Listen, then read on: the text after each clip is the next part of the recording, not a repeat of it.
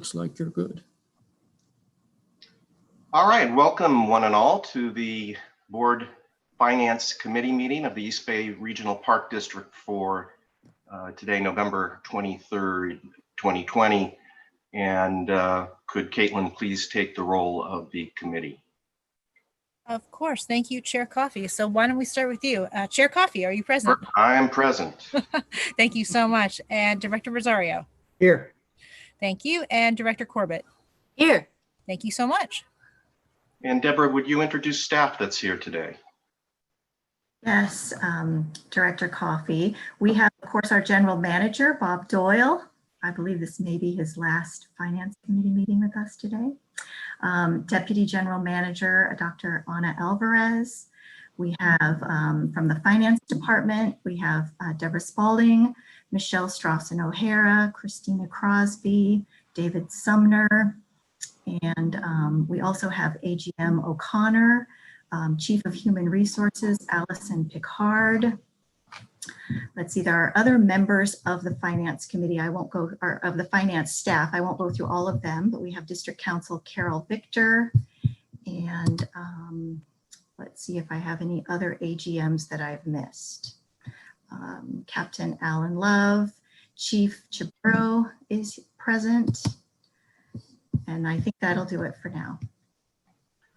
Terrific. Welcome one and all. And if you could also, Deborah, remind us of the governor's meeting description. Of course, Director Coffey. Today's Finance Committee meeting is held in accordance with Governor Newsom's executive order, which allows public meetings to be held virtually. We've all been doing this now for a while, but there are 3 ways to make public comment during these meetings. One is you can send an email to the recording secretary, Caitlin Stone. You can leave a voicemail at district offices, and you can also participate in this Zoom meeting. And those are all the details of that are made available on our agendas that are listed on our website, ebparks.org.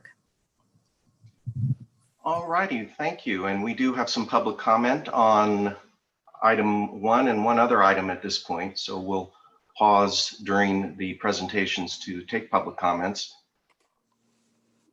So at this point, I think we can go right to item 1, which is the Park District 2021 proposed budget. And I presume you're going to introduce that, Deborah. And I want to say at the start that the presentation materials are very well done, easy to read and easy to review and digest. And we all very much appreciate the work you all put into this. Yep. Thank you. Our General Manager, Bob Doyle, is going to introduce the budget, and then I'll take over after him. Thank you very much, Deborah. Chairman Coffey, members of the board, this will be my last budget to present to this great board and agency. And I wanted to, first of all, thank everyone and all the work to get us here.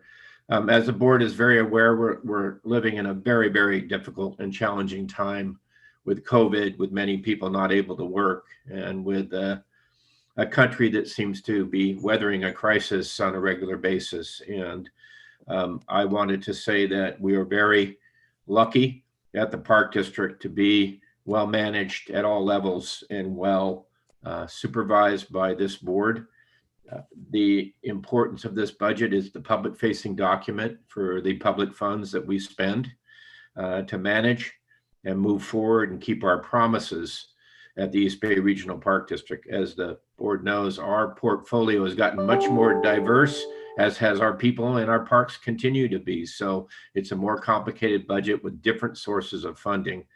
But our primary source of funding for the operations of the entire district is our property tax.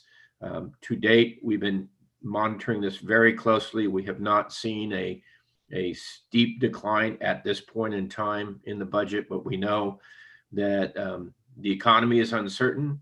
We know that Sacramento is uncertain as far as the budget, and many jurisdictions are already faced with a significant decline in revenues and are having to curtail their goals and even their employees' benefits at this time. We're very happy to present a budget today that not only protects the bottom line and balances the budget, but also adds over 10 additional staff, even in this year where we face an uncertain economic future. We are recommending that because at the same time that we are facing with these challenges, we are adding and opening more parks, and we need, and that's been our commitment for decades, all the way back to 1988, that if we're going to add and open more parks and facilities, we have to provide the appropriate public safety and operational support to manage these parks on behalf of being good stewards and on behalf of the district. So a context, since the Great Recession, the district has actually added over 190 positions in the union to the district. Not all union positions, but the vast majority of those. And we're very pleased that we have continued to fight our way out of that recession and grow as appropriate, with great leadership from the top down, from the board into our great finance committee. So there's a couple of highlights I do want to reference today, that we are continuing our major climate commitment to address the issue of a whole month longer fire season by adding to the fuels management crew. And the fuels management crew not only is doing the appropriate work that was approved in our plan, but also is on the line for fighting fires, and actually responded to a large percentage of the local fires we had this summer. And I'm very proud of that young crew, and hopefully someday they'll actually move up in the system like some of us and have other opportunities, which is already occurring. The other item that I've been concerned about, and I think other board members have been concerned about on this board, has been that we continue to make great progress on the maintenance of our facilities. You saw the final review from Kelly Barrington, our chief of MAST, who showed how much we're doing to maintain these parks, our facilities. And I particularly want to talk about the trail system and the great work we're doing now to our paved trails, our regional trails, our roads, our paved trails that are used by so many people in the park district.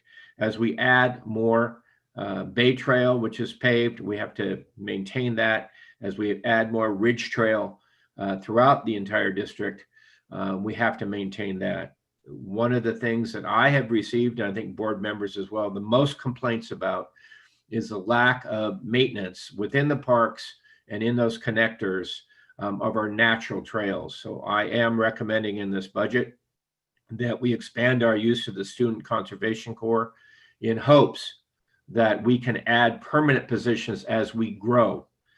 We have never been able to add all the positions we wanted of permanent staff, but the Student Conservation Corps gives young people an opportunity to work in our parks and other places. They come from near and far, and allows us to get a lot of work done and train young people who maybe someday, as we provide a permanent trails crew, which is really needed in both counties, it's such a vast network. We just feel now is a good time, while we still can, to try and get some work done on those natural trails. They are temporary, they're not permanent staff, but the goal, because we have 2 permanent staff supervisors to do that work, to supervise crews. And what we need to do is grow those crews over time as a budget will permit. And I know there'll be questions about that, but it's my strong recommendation and my hope that one of the last things I get to do is to recommend to you that we expand our trail maintenance. There is not enough staff in the parks to maintain the parks, and with all the new growth, and to maintain our trail system. And we're getting a lot of complaints about the use and the lack of maintenance on those trails. So those are just 2 highlights of many. And I also, again, want to recognize that our design and construction under the responsibility of Christina Kelcher has continued to complete parks. As you know, we just had one last Friday, brand new Bay Point. That has to be maintained.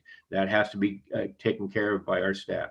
We've added the Judge John Sutter Park this year. We've added the Golden Gate Fields and Albany Beach. We're in construction on both the Dumbarton Quarry Campground and park facilities and on the Brickyard in McLaughlin East Shore State Park. So there is a huge demand on the district for maintenance and stewardship, and we do our best every year to add both operational field staff and public safety to keep our parks maintained and safe for the public. Now more than ever, it's really important that we do that for the great surge and the importance of our parks and popularity. So I thank you for that time to mention those two priorities in this budget. It's always a challenge to balance all the needs. It's a huge burden on you to decide what we can and can't do in any given year, but we've been able to grow tremendously since almost 200 positions since coming out of the great recession, and there was nothing great about it.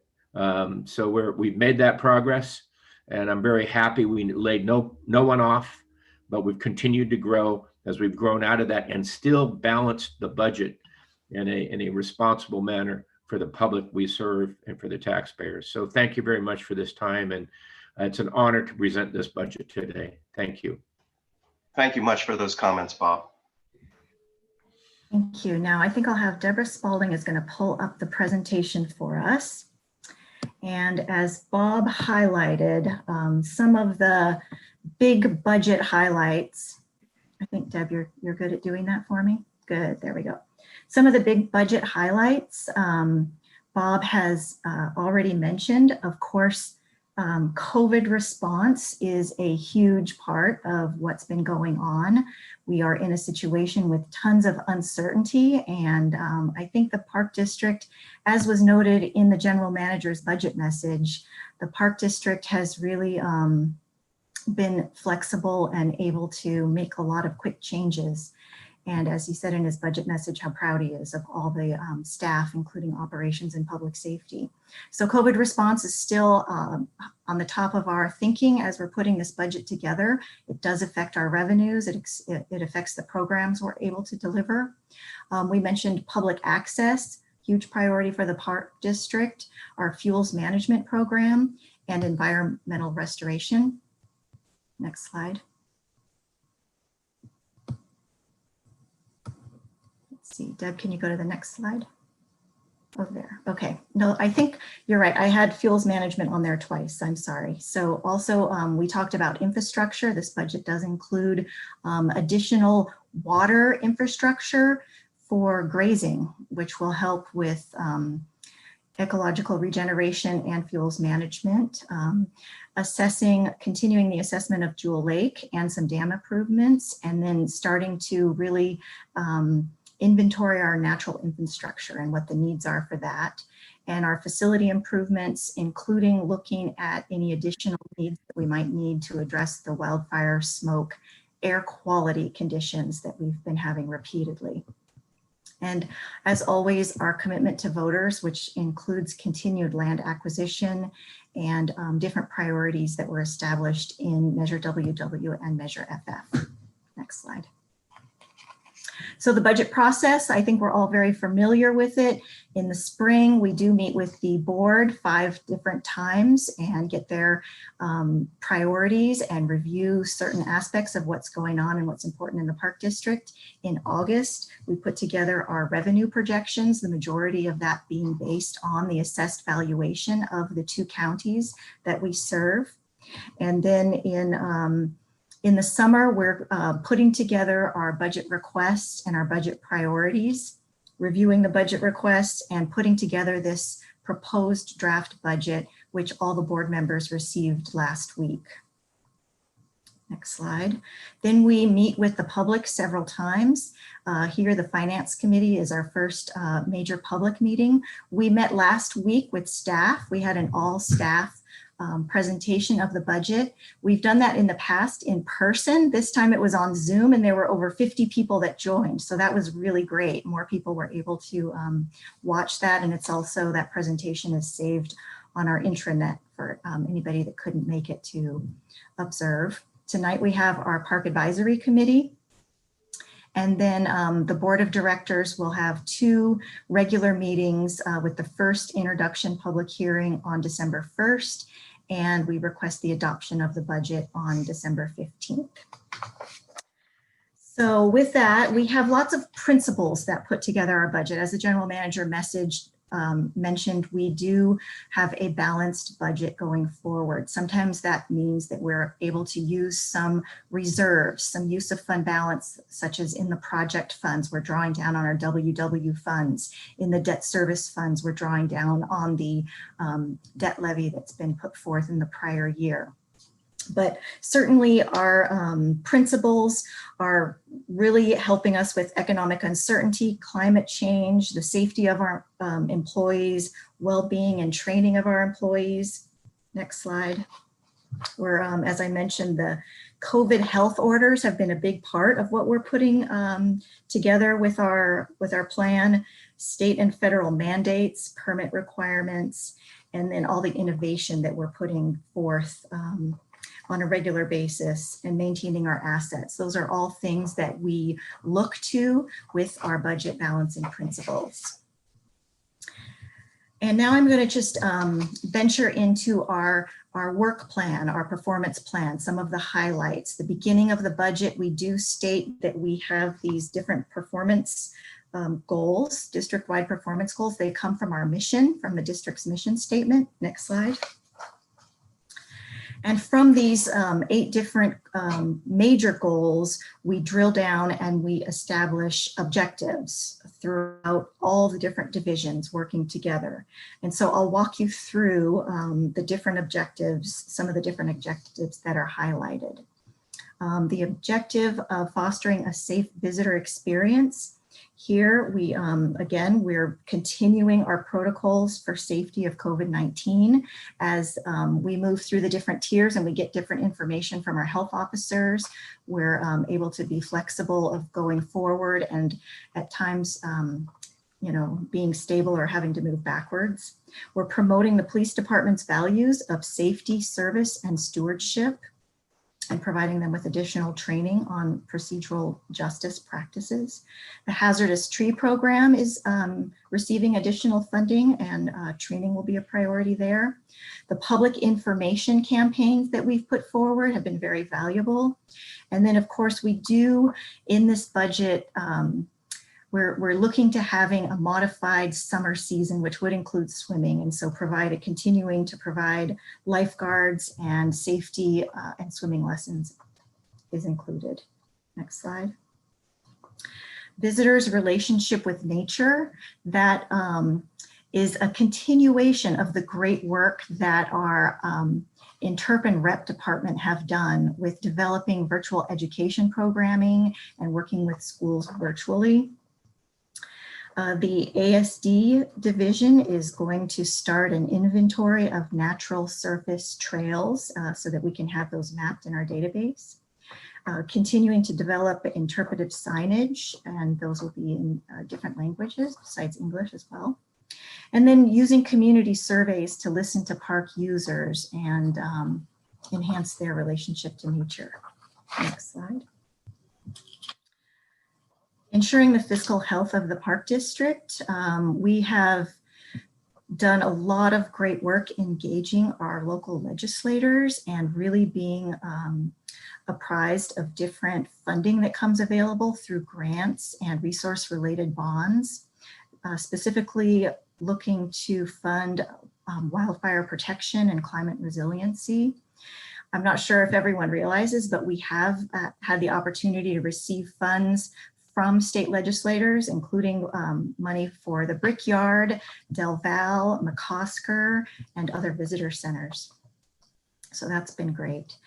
Examine our options to reduce unfunded liabilities. Some people say, what are the unfunded liabilities? And those are things like creating our pension trust for the future pension costs that are out there. Creating the funding policy that the board adopted for our infrastructure fund, the fuels management program, setting money aside for that annually. Environmental restoration is included in this budget. putting money aside for aquatic facilities, natural infrastructure, opening up parks that have been land that has been land banked, funding for unfunded projects, and of course, climate change. Those are all some of the unfunded liabilities or needs that are out there. This year, we plan on issuing new Measure WW bonds. We've been spending down the last group of $80 million, and a portion of that will be in green bonds, and continuing our long-term financial planning. Next slide. Improving access to parklands and outreach to oh no, this one's climate resiliency. I'm out of order. So climate resiliency, we are always prioritizing land acquisition, right? That's a very important part of addressing and mitigating the impacts of a changing climate. We're going to complete a risk assessment on the San Francisco Bay Trail. And then also planning for the Hayward shoreline, what we can do out there. And telecommuting technologies, really looking at how our right-sizing our fleet and how we can reduce our greenhouse gas emissions through less travel. And as the general manager mentioned, we did have an opening of the Bay Point shoreline, and that was a huge restoration project that took a long time and is now open to the public. And the board was just taking action on 2 options for land acquisition, something out in Garin Park and Las Trampas. Very exciting stuff.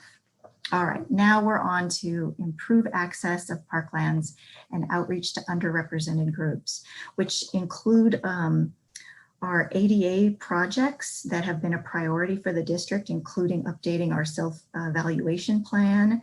And we repaved the Crown Beach trail out there this year. So for next year, we're looking at doing some work out at Don Castro and other locations. We're going to continue our collaboration with other agencies for the San Leandro Creek extension. And then doing our work internally for our community equity and assessment. And also there's an external component and an internal component of that. And as I mentioned, multicultural exhibits will be provided where possible. Next. Attracting and retaining a workforce of excellence, reviewing our recruitment, retention, and employment condition, policies and procedures with a goal of a diverse and inclusive workplace. That's what I was mentioning.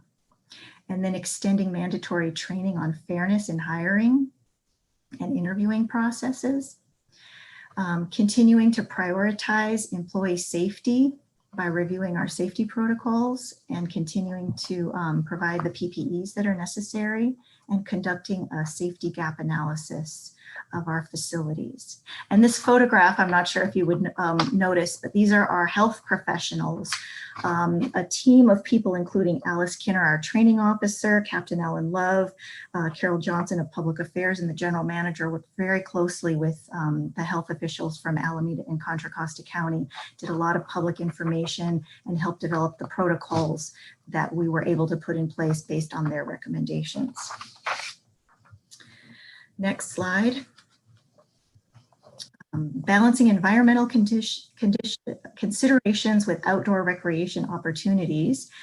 Here we are looking at Dumbarton Quarry in process, and we just had a great presentation on that. And it was shared with us that the project manager said hundreds of trees would be on that property. So don't fear, it looks a little bit still under construction, but that is moving forward and should open next year, along with continuing work on our land use plans. And then looking at some turf and irrigation improvement projects, specifically Miller Knox and some other areas where we can improve our lawn sustainability with droughts possibly coming. And then, as the general manager mentioned, working on our trail maintenance by utilizing small crews to maintain our parks and help with our weed abatement requirements. Next slide. Restoring, preserving, and protecting our natural and cultural resources. We've talked a lot about our fuels management program. We're spending over $3 million annually on that. Over $1 million is funded from the general fund here in this budget. We're continuing the feasibility study on Jewel Lake to see what the options are. And we have some dam work at Jewel Lake as well to make sure that the dam is in good shape. We, as I mentioned before, we're making sure that our grazing and our livestock have the infrastructure they need, reliable water sources to make sure they can move throughout the properties and really do a good job at assisting with the fuels management program. And the budget does include additional staff, equipment, and supplies for our elimination of the use of glyphosate in developed areas initiative. So those are the major parts of our work plan that I wanted to highlight. There's many more details in the budget. And now if there are any questions, I'm happy to answer them. Otherwise, I'm going to turn it over to Deborah Spalding, and she's going to walk us through the numbers. Director Rosario. Okay, hi, thank you. Great presentation. On the, this is just a comment, attract and retain workforce of excellence. Would it be possible to add the word diverse in that title? Attract and retain a diverse workforce of excellence.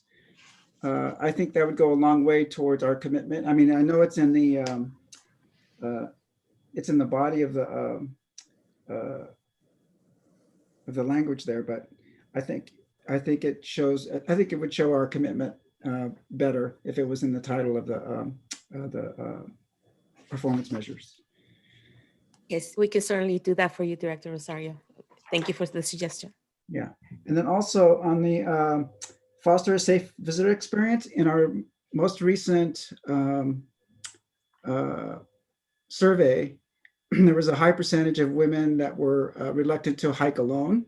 I think we should make sure we take a deeper dive into that to make sure that is something that we're looking at as well.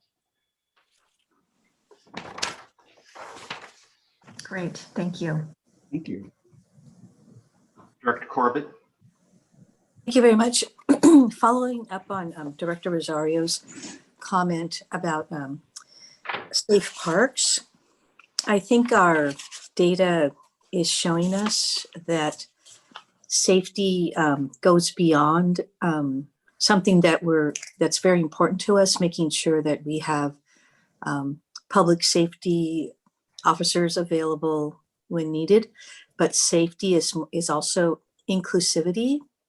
So people feel safe and also welcome in the parks, which are slightly different concepts.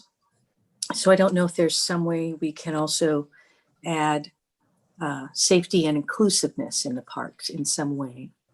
I think that's the direction that we are going in, but we don't always voice it. That the safety is more than, making sure we have someone there if someone's hurt or there's a dangerous situation, that the parks feel safe because people feel welcome there. And that actually follows along with, I think, what that data is showing us about women not wanting to walk alone in the parks. It's not necessarily, I really don't know how to describe it. It's not like someone's afraid their purse is going to be snatched, but more that they feel a welcoming sort of environment, that they too can walk alone like a guy would. So anyway, inclusivity, I think, is a portion of safety as well. So I just hope that somehow we can include that in the way we talk about this subject. And I might add, just you want to follow up, Dee? Go ahead. I have another question. And I have another item too, but go ahead. Oh, gee, I thought you were both through. I am sorry. No, it's okay. Both those comments brought to mind the fact that these are the district-wide performance goals that Yes. management is following when it's categorizing how our budget falls. And those were established in the master plan. And you've both just teed up issues that will not just apply today, but will come into play as we work on the next iteration of the district's master plan. Yes, These are master planning issues. yes, it's sort of indicative of where we've come from there to now, and some of the issues that are more topical today. So my other item is, Yes. along those same lines, in the plan for climate change resiliency, this particularly struck me when I was at Bay Point the other day. We also pride ourselves in planning for climate change and react in the future, how we will react in the future to protect our infrastructure in our facilities, our trails, etc. And that's extremely important. And how we act defensively in our mitigation efforts for, brush clearance, etc., to mitigate against fire danger in the urban interface. But I think it's important to speak on the positive side of what we do too. And this probably belongs in our master planning as well, Chair Coffee.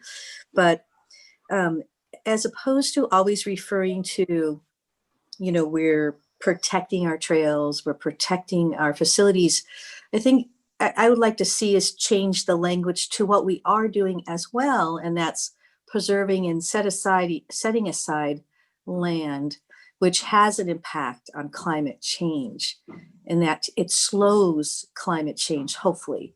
We're one park district, a rather influential and large park district, surrounded by the rest of the universe.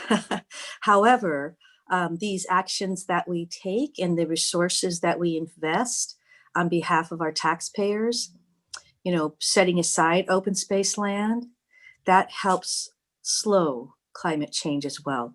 So as opposed to just, it sort of just hit me when I was at Bay Point as well.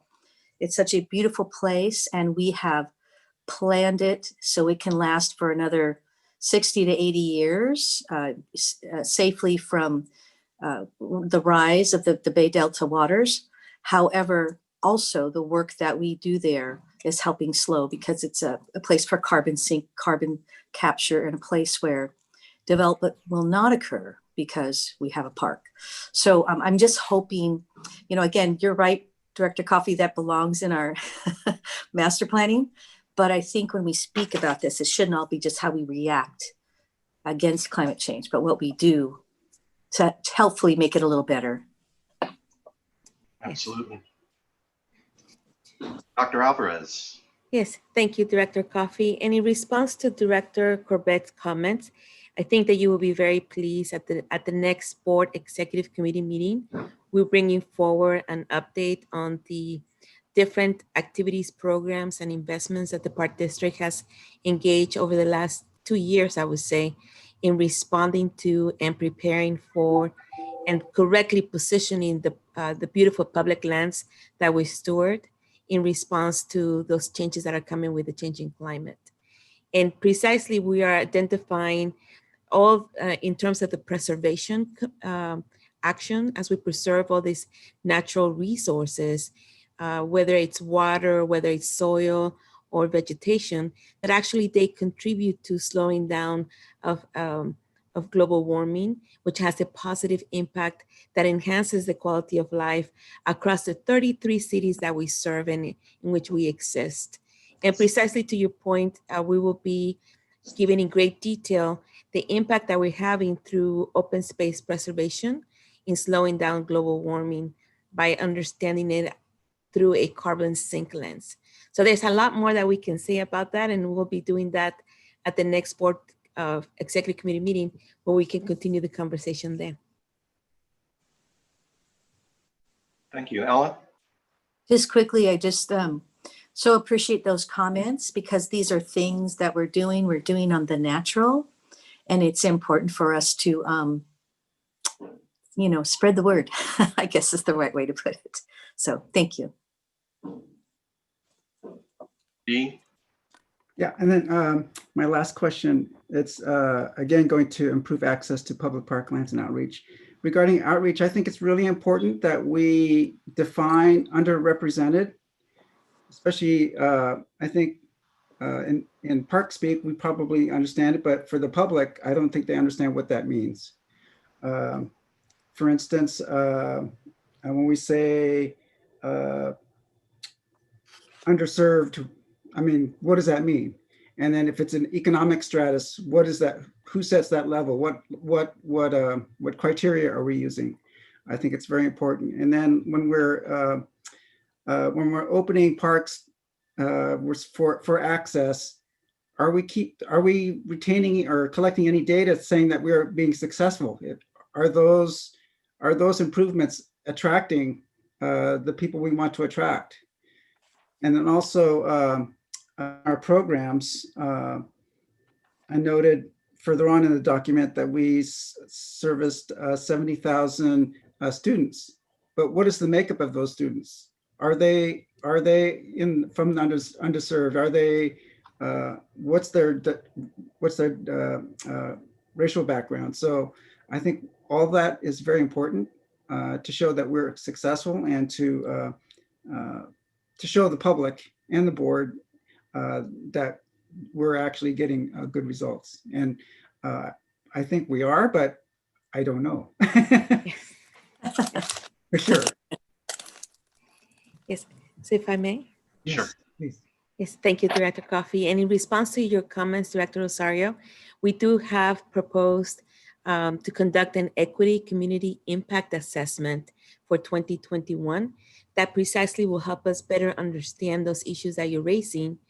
And so we're looking at understanding through an equity lens, the investment and distribution of public dollars as we conduct our work, as we make policy decisions and engage in matters of governance, which is really what our elected board is here to do. And as you pointed correctly, it will require that we, build up equity-centered outcomes that are truly measured, that when we use terminology, that we understand what is a marginalized community, who are the people that are participating in the programs. And so these are equity-centered outcomes that we hope to have in our service delivery, and also in the designing of our public spaces, these spaces that must be culturally competent, so that we're not just inviting people to say, oh, sure, please join us, but rather that speaks to their cultural relevancy. And also, it will ask of us to dismantle the barriers that may exist to equity as we move forward in our mission delivery. And I know these are issues that may be brought to a higher light if we engage in a new master plan, but certainly things that we're committing to do as part of 2021, and will be in line with the organizational assessment that we embarked on this year. Great, thank you so much. Mm-hmm. Director Corbett? Yes, may I ask a quick question? So will this allow us, DG Alvarez, will this allow us to sort of look across the entire district to sort of see how resources are used, region to region, park to park, in a little bit different way than we do now by our metro areas and all that? Yes, that is the intent. That's one of the methodologies for an equity community impact assessment. And we will need to contract out, and that's why we're identifying $100,000 in the proposed 2021 budget that would allow for a firm that is a subject matter expert in identifying and looking at the district's lens, not from a ward perspective, but rather from an equity lens perspective. So as we make decisions regarding capital projects, or we make decisions regarding delivery on programs and services, that we can assess what is the investment in public dollars in based on community demographical data. So where are we placing our greatest, are we equally distributing the funds?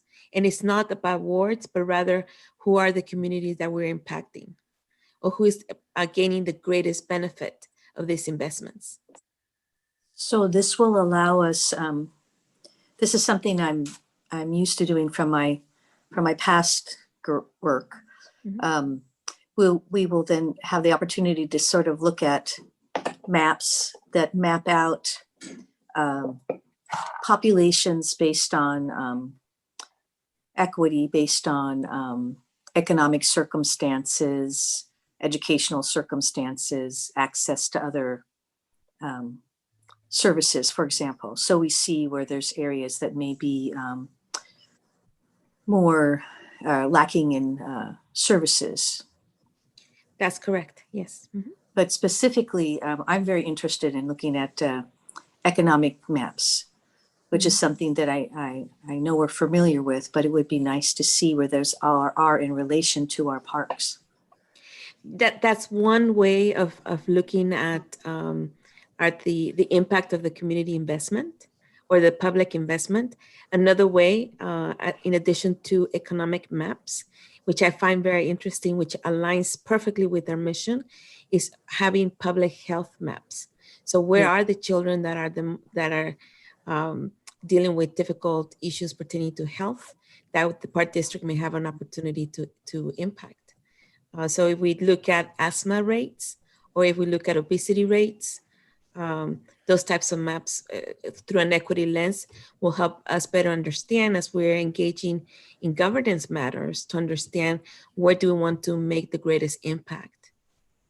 Well, that's really good to hear. And I do know that data does exist because from time to time, hospital areas and hospital regions actually do these sorts of surveys. I think Kaiser has done some. So there's some good data for us to look at. That will be very, I think that will be very great for our planning for the future. Thank you. That's all I have, Mr. Chair. Sorry. Okay, well, let's move on to Deb Spalding's presentation. All right, I'm going to share my screen again. One moment. All right, can you see that all right? Okay, so we're now going to get into the nitty-gritty numbers of the budget, and the most important concept, which you've heard several times already, is that our budget for 2021 is balanced between revenues and expenditures, and planned expenditures, transfers, and use of fund balance all totals $258.5 million. Now, taking a look at the revenue side of that equation, our total resources are $237.5 million. So that is made up of taxes and assessments, $176.4 million, fees and charges, which, as you've heard, is slightly decreased this year, and we'll talk a little bit more about that on a future slide. That's $27.1 million. Contracts and leases, which is really property usage, we sometimes call that $2.7 million. Interest and grants, $4.9 million. And then other resources is $26.4 million. And in this case, the other resources is really just transfers in. So transfers in from fund balance from other funds. And so this is just a different way of looking at those revenue sources. We've got them broken down into 4 categories across the top. And then coming down, you can see, so 83.6% of our budget is property taxes, and also our parcel taxes that are to pay off our general obligation bond debt.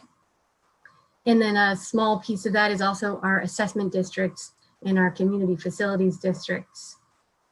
Coming to the next category, 12.9% of our revenue is park fees, concession fees, and service charges. So that's for people using our parks. They're paying a little bit extra to have access to our parks. 1.3% of our budget is, again, property usage. So that's something like the Dumbarton Quarry Agreement, grazing revenue, cell tower leases. And then that last 2.2% is kind of a catch-all. It's investment earnings, support from the Regional Parks Foundation, and then grants from other sources. Yet another way of looking at our revenue. So this pie chart, you can see really proportionately how it plays out with property taxes and other assessments, 84%. Charges for services, 13%. Property usage, just that 1%. Interest, 1%.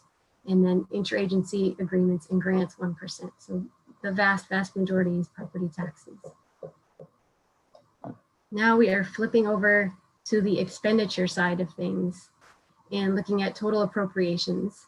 So the first category, operating 174 million, that's really just our general fund budget right there. And so the general fund resources are almost entirely used for operating the parks and for all the services that we provide day to day. $27.5 million is projects.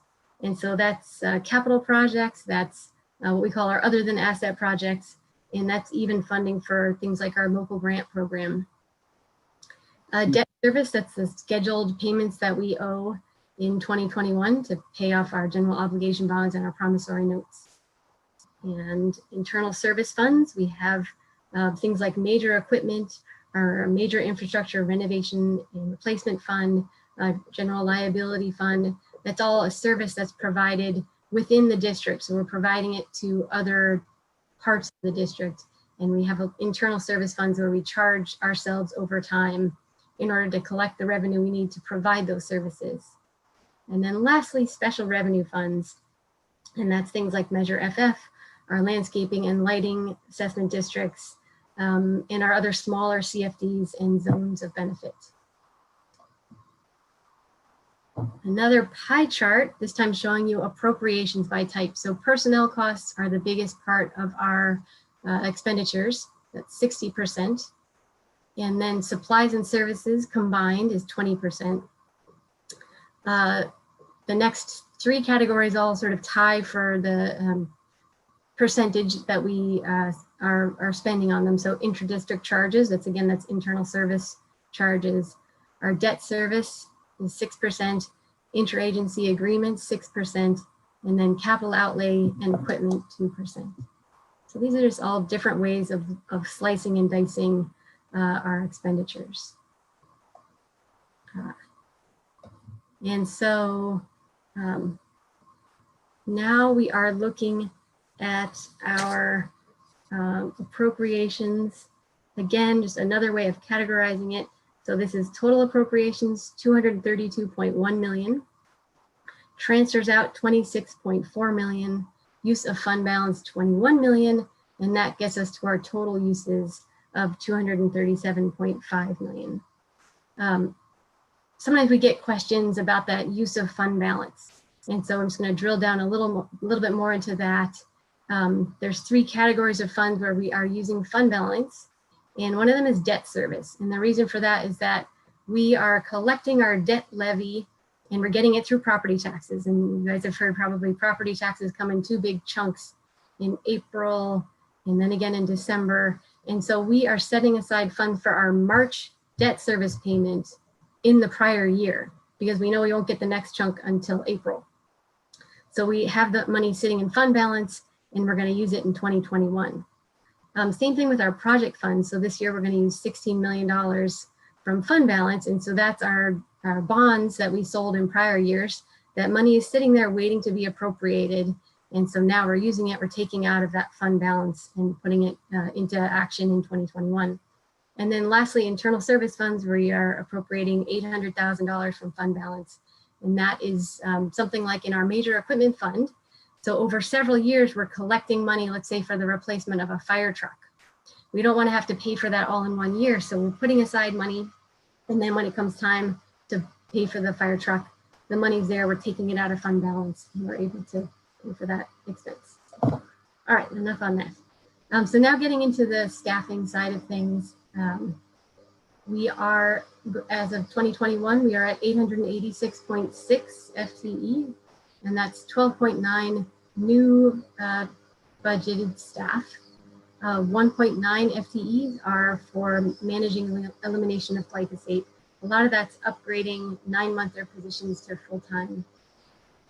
We're actually not adding any pipeline positions this year. When we took a look at what the timing was of those projects that would normally be in our 2021 pipeline, we realized, gosh, a lot of those maybe aren't going to be ready in 2021 and not going to be opening and needing those staff in 2021. So we're not going to be funding any pipeline positions. And then lastly, we have 3 new FTE that are funded out of Measure FF. So this is the first year where we're getting a full year worth of Measure FF. And now looking at our staff changes by type and representation. So that little chart down in the left-hand corner shows you that 82% of the FTE being added are represented by AFSCME Local 2428. 10% are Police Association, and 8% are unrepresented. And then the pie chart in the middle breaks it down just a little bit further. So you can see that 44% are AFSCME field staff, 23% are AFSCME fire staff, and 15% are AFSCME office staff. Now this breakdown is showing where those positions are being added by division. And so up at the top pie slice, legislative executive, that's 2 new positions in human resources in the executive and legislative. On the operations side, it's 4.15 FTE. Public safety is adding 4.25 FTE. Acquisition and stewardship and development, 1.5 FTE. And then finance and management services, 1 FTE. And I'll also add in here that there are 3 reorganizations, some more significant than others, that are going on that you can't really see from this pie chart. But for example, in HR, they have changed up some of their positions and actually downgraded some positions in order to add those 2 FTE. And in public safety, there is an addition of 1.25 police officers, which is really a reorganization, elimination of a helicopter / public safety officer. And then lastly, in ASD, they have realigned to have the trails group be part of design and construction. No, I'm sorry. Trails group is part of planning. And then the environmental services group is now going to be part of design and construction. So a small reorganization there. This is a slide showing FTE added graphed against new acres added. This is a slide that Director Lane has requested in the past. You can see pretty clearly here that the number of FTE being added this year is not as great as it has been in previous years. And that is our last slide on the operating budget. And now we're going to do a few slides on our project and programs budget. So I think most of you have heard this before, but just to recap again, our project and program budget. So we have about 500 projects in total. And we, instead of showing every single project, to a page, we actually group some of our projects together as programs. And that is an effort to show really a broad commitment to an area of work that we're doing. And then other projects are shown on individual pages as projects. And those are things that are tend to have budgets that are projected to be $100,000 or greater. So they may not have that money yet, but at some point they're expected to cost $100,000 or more. And they're going to result in an asset at a specific location. And so there are about 110 projects in total that are shown on individual pages, and the rest are grouped together as programs. And again, another slice of looking at it, how are those project and program funds being used? So we have these other categories. So you can see 30% of our projects and program funds are for things that are infrastructure related, like utilities and facilities. 15% for land acquisition, 33% for public access projects. So that's things like trails and staging areas and other park improvements. And then a resource enhancement projects such as wetlands, creek restoration, habitat improvements is 18%. And then lastly, up at the top, technology and equipment, 4%. So this year we are appropriating $10.5 million in projects and programs. And so this is the breakdown. You can see where the funding is going into the different programs. And then just a few individual projects are getting funded this year. And again, you guys know this quite well, but many of our projects are going to be coming forward requesting funds during the year. So it's not an indication that these are the only projects happening this year. These are just the projects that are being funded because either there's funding available, like in the example of Point Melody, we have $350,000 from Measure FF that we're able to appropriate. Or for example, the Black Diamond Mines project, this is something that's really just the beginning of a multi-year project to look into, how much work needs to be done on the back timbers at the mines. So there will be many more project appropriations, but those will come forward during the year individually. And so now just a few slides highlighting projects in our project book.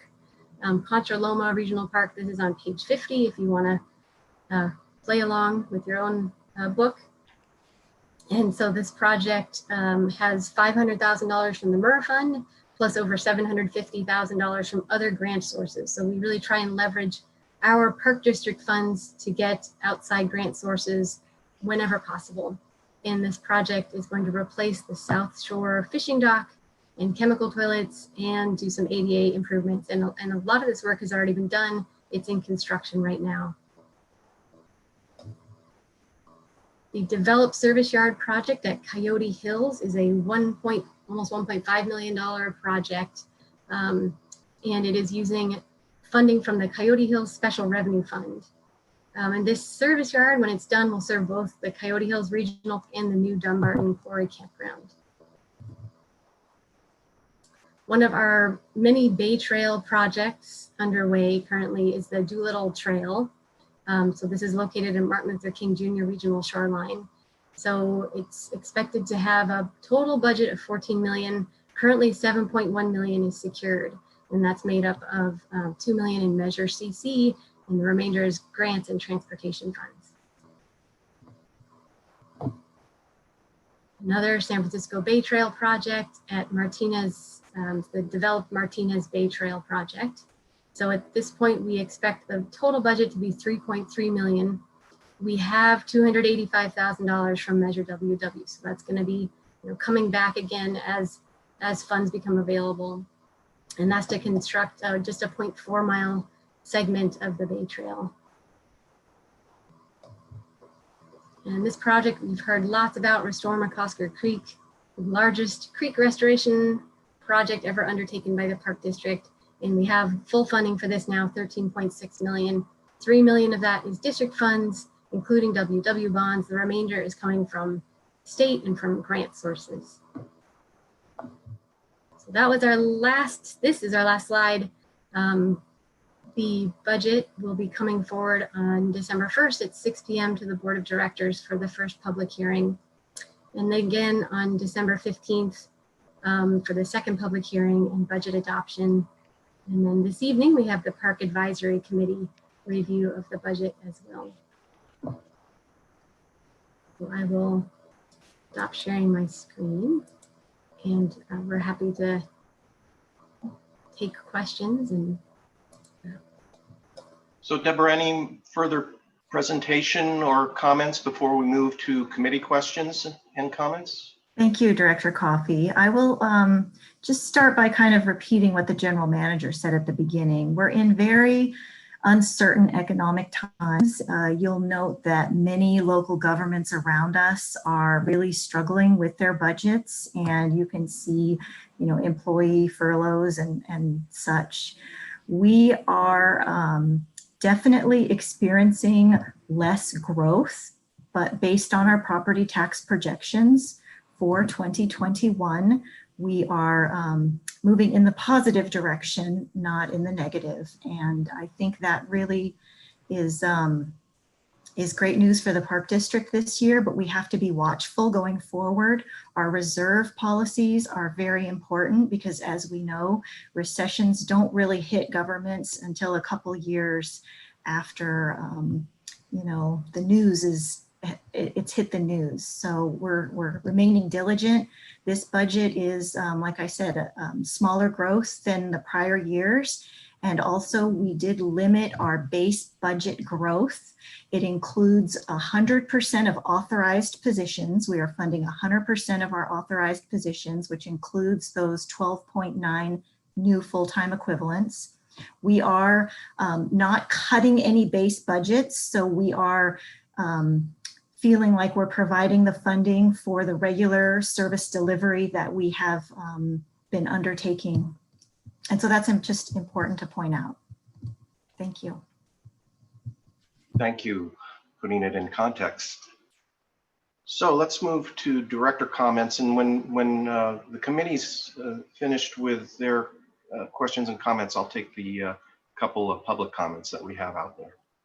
So directors? Rosario? He was a little quicker, Ellen. Thank you. I feel like I'm on Jeopardy. Yeah. This isn't, it's just a comment on page 52 of our books, volume 1. I think under infrastructure improvements and efficiencies, under Measure FF, you have restoration pond habitats and water efficiency projects at Pleasanton Ridge and Garin and Morgan Territory. Those are not in Measure FF jurisdiction. So I thought I'd point that out. I'll look, I'll fix that. Yes. And then under on page 53, it notes the aeration system at Lake Anza for cyanobacteria, but mentions nothing about the nano bubblers that were installed at Lake Temescal.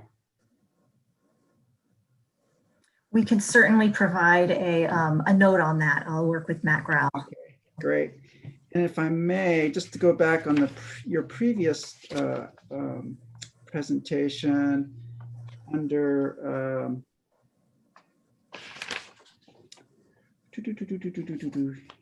here we go. On page 40, it mentions that we're going to be establishing ward boundaries following the national census. And I just wanted to make a note that we definitely need to have a board discussion on that and how that's done. I just wanted to point that out. And then lastly is on page 41, it says under FMS, complete audit of 15% of park revenue sites and report findings. I just wanted to log my comment that I think 15% a year is not enough. I think that comes out to like 6.6. A program will get audited every 6.5 years, and I think that's too long.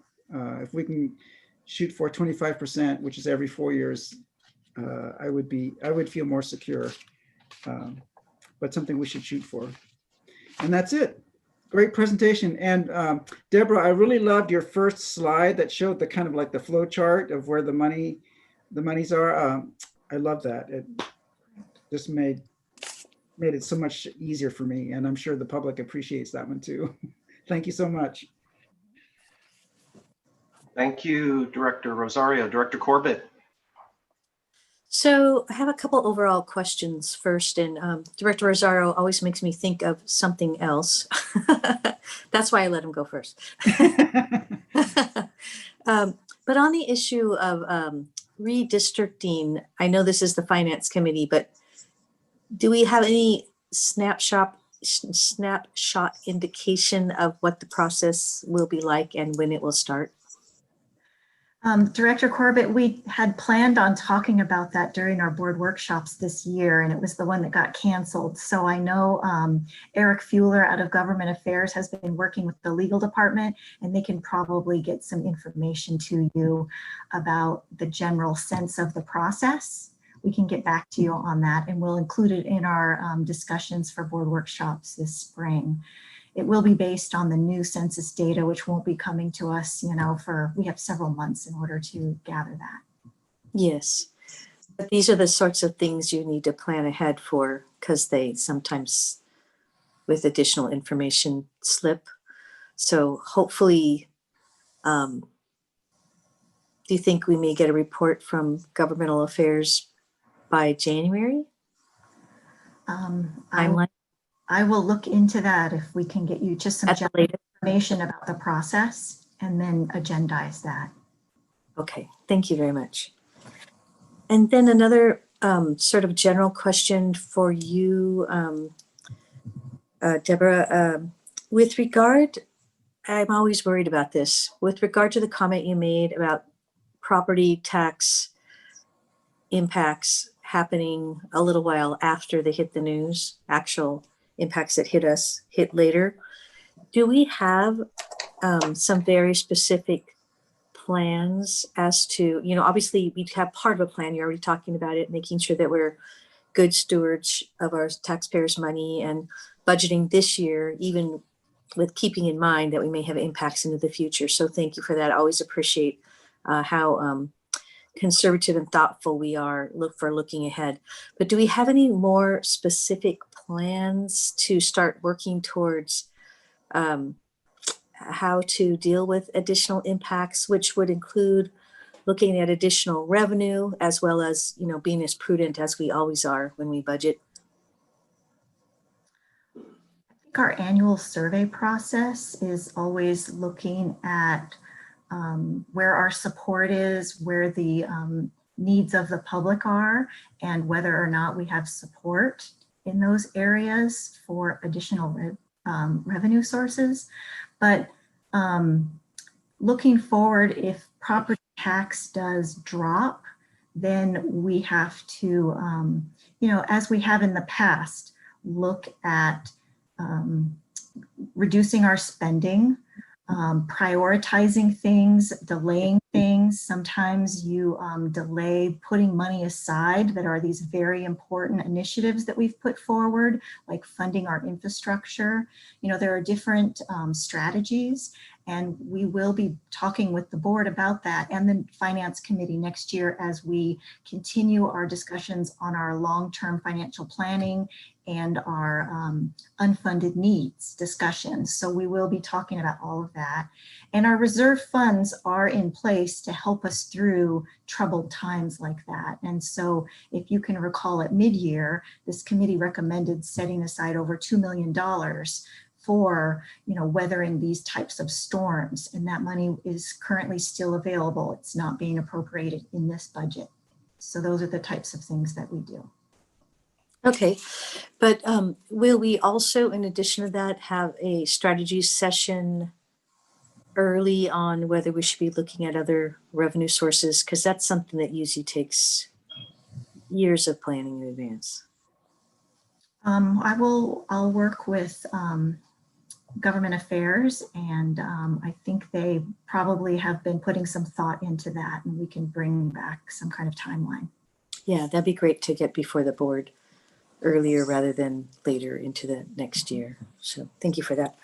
And then on a couple of other items on the agenda information on page 4, I just wanted to ask with regard to the 2 small trails cruise, it refers to the $500,000 for the 2 small trails cruise in the one-time budget. Are we referring to that as an item in the one-time budget because we don't know yet whether we will need them in the future? I'm just wondering why it's in the one-time budget. Was that referenced by the GM with regard to knowing whether we can fund them into the future? I'm just wondering why it's in the one-time budget. Yeah, let's see if AGM O'Connor would like to respond to that if he's available. And then I also noticed that the equipment for the second small trails crew is in the ongoing budget. So I'm just wondering how those interrelate to each other. Great. Sorry, hi, AGM O'Connor here. I missed your question. Maybe I can help you with that one. Oh, yes. So on page 4 in the agenda materials, it refers to base budget and ongoing projects. And then it also refers to, of course, one-time budget increases. And the trails crews are mentioned in both. In the base budget for ongoing costs, it references $130,000 to equip a second small trails crew. And then in the only one-time budget, it references 2 small trails crews. So I'm wondering why the Two Smalls Trails Cruise is in the one-time budget. And then in addition to that, why the equipping of the second Small Trails crew is in the ongoing budget. So let me explain. There was a couple of things, as you may recall, 2 years ago when we first created the initial Small Trails crew. Both the base budget money that they use for actual projects and then the SCA crew, which is the labor source, were all done as one-time money as a pilot program. In the 2020 budget, we had requested to initiate a base budget for the first Trails crew. That was, we don't know what happened here, but what we're asking for is to establish that base budget, the ongoing operating budget for the first Trails crew in this 2021 budget. So that's the $135,000, I believe it is. And then the labor source, the SCA crew, will again be one-time funding for the labor source for 2021 for the first Trails crew, Trail crew number 1. And then what we're doing is we're requesting to establish a second Trails crew. And what we're doing is we're using the existing AWP supervisor, just transferring her from operations to mast. And then we're asking to establish a base budget for that second crew. And then also, again, another $250,000 for a second SCA crew as a labor source for that second Small Trails crew. But it references $500,000 for 2 Small Trails crews. Does that Yes. sound right? They're On combined one together. one time? That's correct. Okay, gotcha. All right, thank you. You're welcome. And then a couple other things. Do we have information regarding the funding that was projected, or the cost that was projected for the original Martin Luther King Regional Shoreline Trails extension? Just wanted to compare that if we could. I know that there were plans to do a much more, I don't know what to say, a larger project, a bridge, and a very large infrastructure project. And I was just wondering how that compares now to the cost of the project that we're moving forward with in cooperation with Caltrans. We can get that information to you, Director Corbett. It's the San Francisco Bay extension along Dolittle Drive. Yes, exactly. We can get from the project manager what the original project estimate was as compared to this one. And I'm assuming all of the dollars that were identified for the original project, the much more ambitious project, were set aside and left available for this more modest, it's not really modest, but modest compared to the original project. I believe we've continued to seek grants, and if you give me a second, I can look up the funding source for. So we didn't lose dollars in the meantime when we changed over to a different type of project? No, we did not lose any dollars. Yeah, I would like to have that information to show the lesser cost for the newer project, because I think it's pretty substantial. And then the other thing that just came to mind as Deb was describing one of the projects, the courtyard at Coyote Hills, and I've asked this question before, in light of the new world we live in with unfortunately smoke days, probably going to be living with us for the next years into the future. As we are developing our courtyard facilities and others, are we doing that in mind with design towards a place for employees to shelter? You know, in this last smoke season, as we know, you know, a lot of our workforce is outside, and there's not, especially during COVID, there's not necessarily the inside spaces for them to shelter away from the smoke. So the thought is that other facilities, as they are planned, can be designed in a way that they can be used for shelter as well. And I don't have any details specifically on this project, but I do know as we look at Peralta Oaks North, we are analyzing the air quality and then the air quality response needs, as we're also going to be performing some assessments. I think Dr. Alvarez is going to comment further. Yes, thank you, Deborah. And Director Corbett, anything that we're working on pertaining, if it's a small restoration of a workplace out in the field, we have staff working in very different types of facilities and buildings that we are looking at it with a safety lens to be able to address the wildfire smoke events that will continue to persist in California. And that's also true for the design of new facilities and the restoration of large facilities, as Deborah just mentioned, like Peralta Oaks North building. Yes, the reason I'm referencing a corp yard is, and not necessarily the Peralta Oaks sort of office facilities, because we have so many outdoor employees. And in a regular day, even without a smoke event, typically there wouldn't be space in the indoor facilities for those outdoor employees, right? Corp yards may offer a space that's typically used for storage of equipment, some offices, etc., as a place that can be converted into an indoor classroom or a swing space for outdoor employees to be inside to continue their work.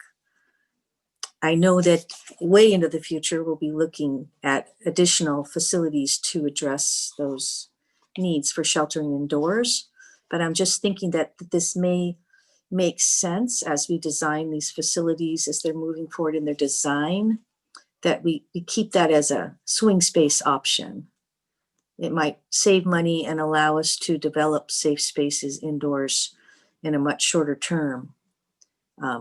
For our employees that are outdoors, because this has been quite a challenge this year for employees that need a safe place to be. And that's not to say that the staff has been working very diligently to make sure that we do make sure our facilities are converted and have proper filtration and everybody has their PPEs and all that important equipment. But I'm just thinking that that might be a short-term solution for these needs that we know we're going to be having. And so I see a budget item, I see this beautiful big building being built sooner than other facilities to address this need. So that's why I bring that up again. Yes, thank you. Mm-hmm. And then my last thing, Mr. Chair, and we can take this after your questions are done, but I'm just hoping as a budget item, I wanted to ask Deborah if she could give a little report on board contingency funds. There's a certain amount of money set aside every year for the board. And I think it would be helpful for the board to have a little more understanding as to, what the funding consists of, what it can be used for, how it can be accessed. It's in our budget every year. It's not really discussed or well known by all board members.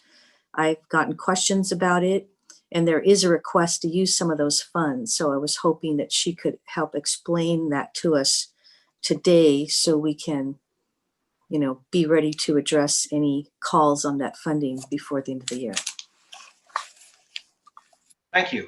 So let me proceed. I have some technical questions I may or may not get around to and may follow up with some email to you, Deborah.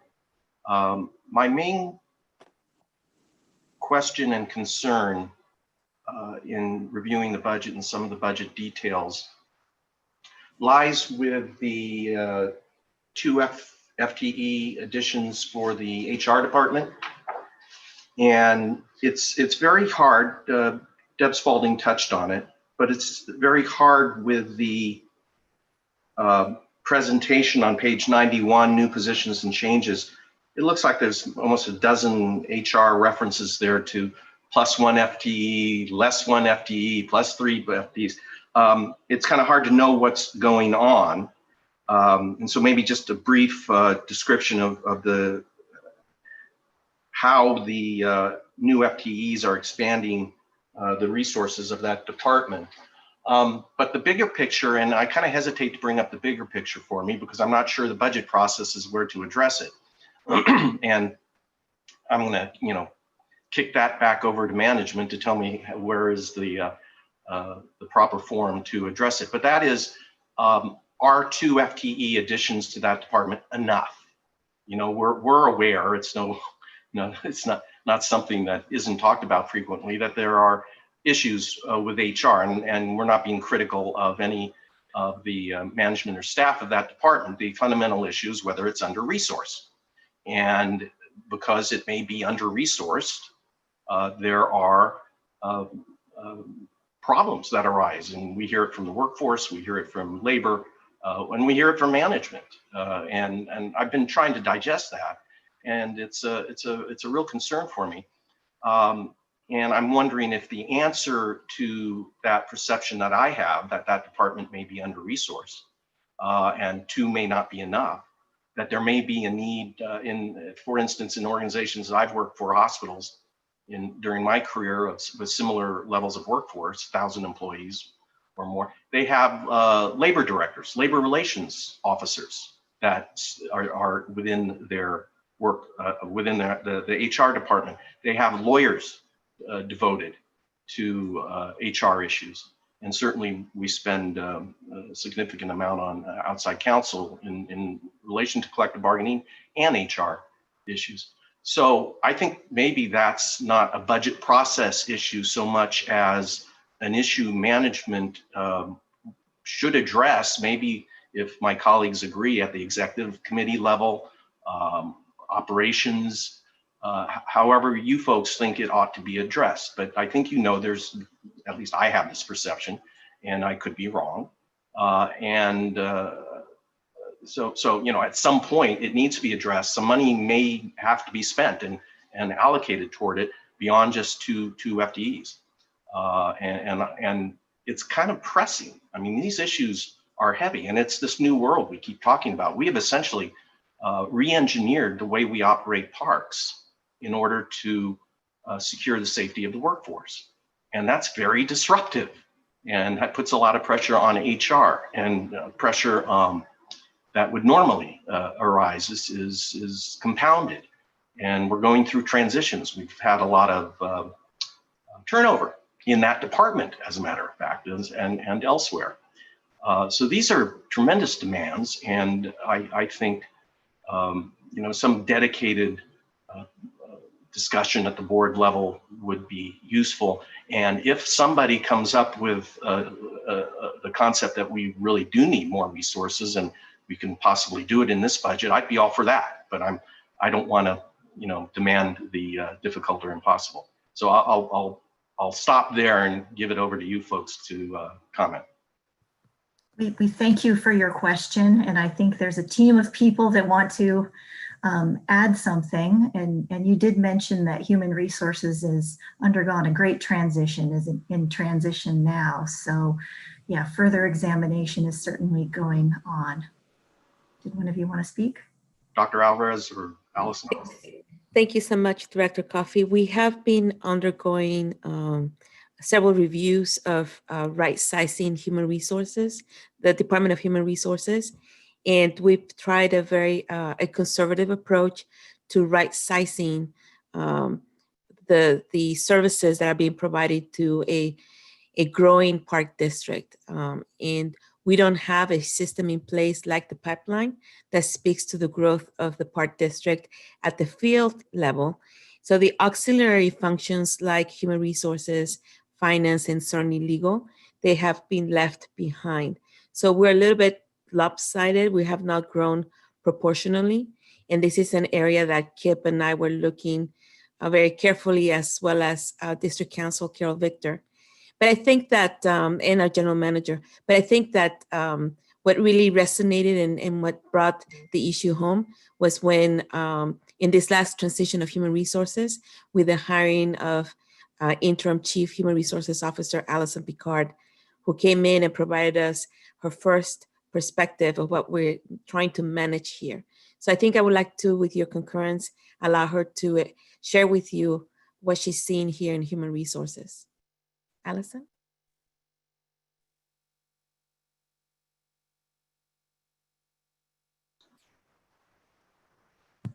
Allison, your microphone is not working for some reason. Should we off mute?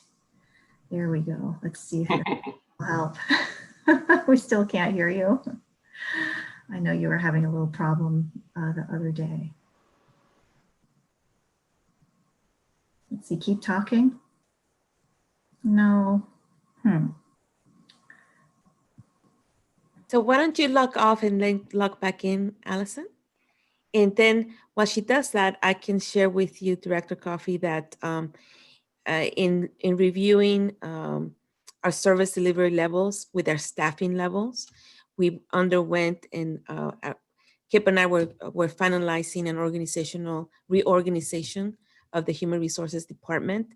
And that's what you see that's being presented as part of the proposed budget. The first phase of what we thought was the most needed pieces to continue to try to somehow patch together an element, a very important department, as you mentioned here at the district. And while we were doing that, our need kept growing significantly. So COVID-19 brought forward an unprecedented amount of human resources work, because obviously this has a great impact to the work conditions of our staff. So labor relations became a key factor in managing all of this for the last 8 months. Allison, can you speak?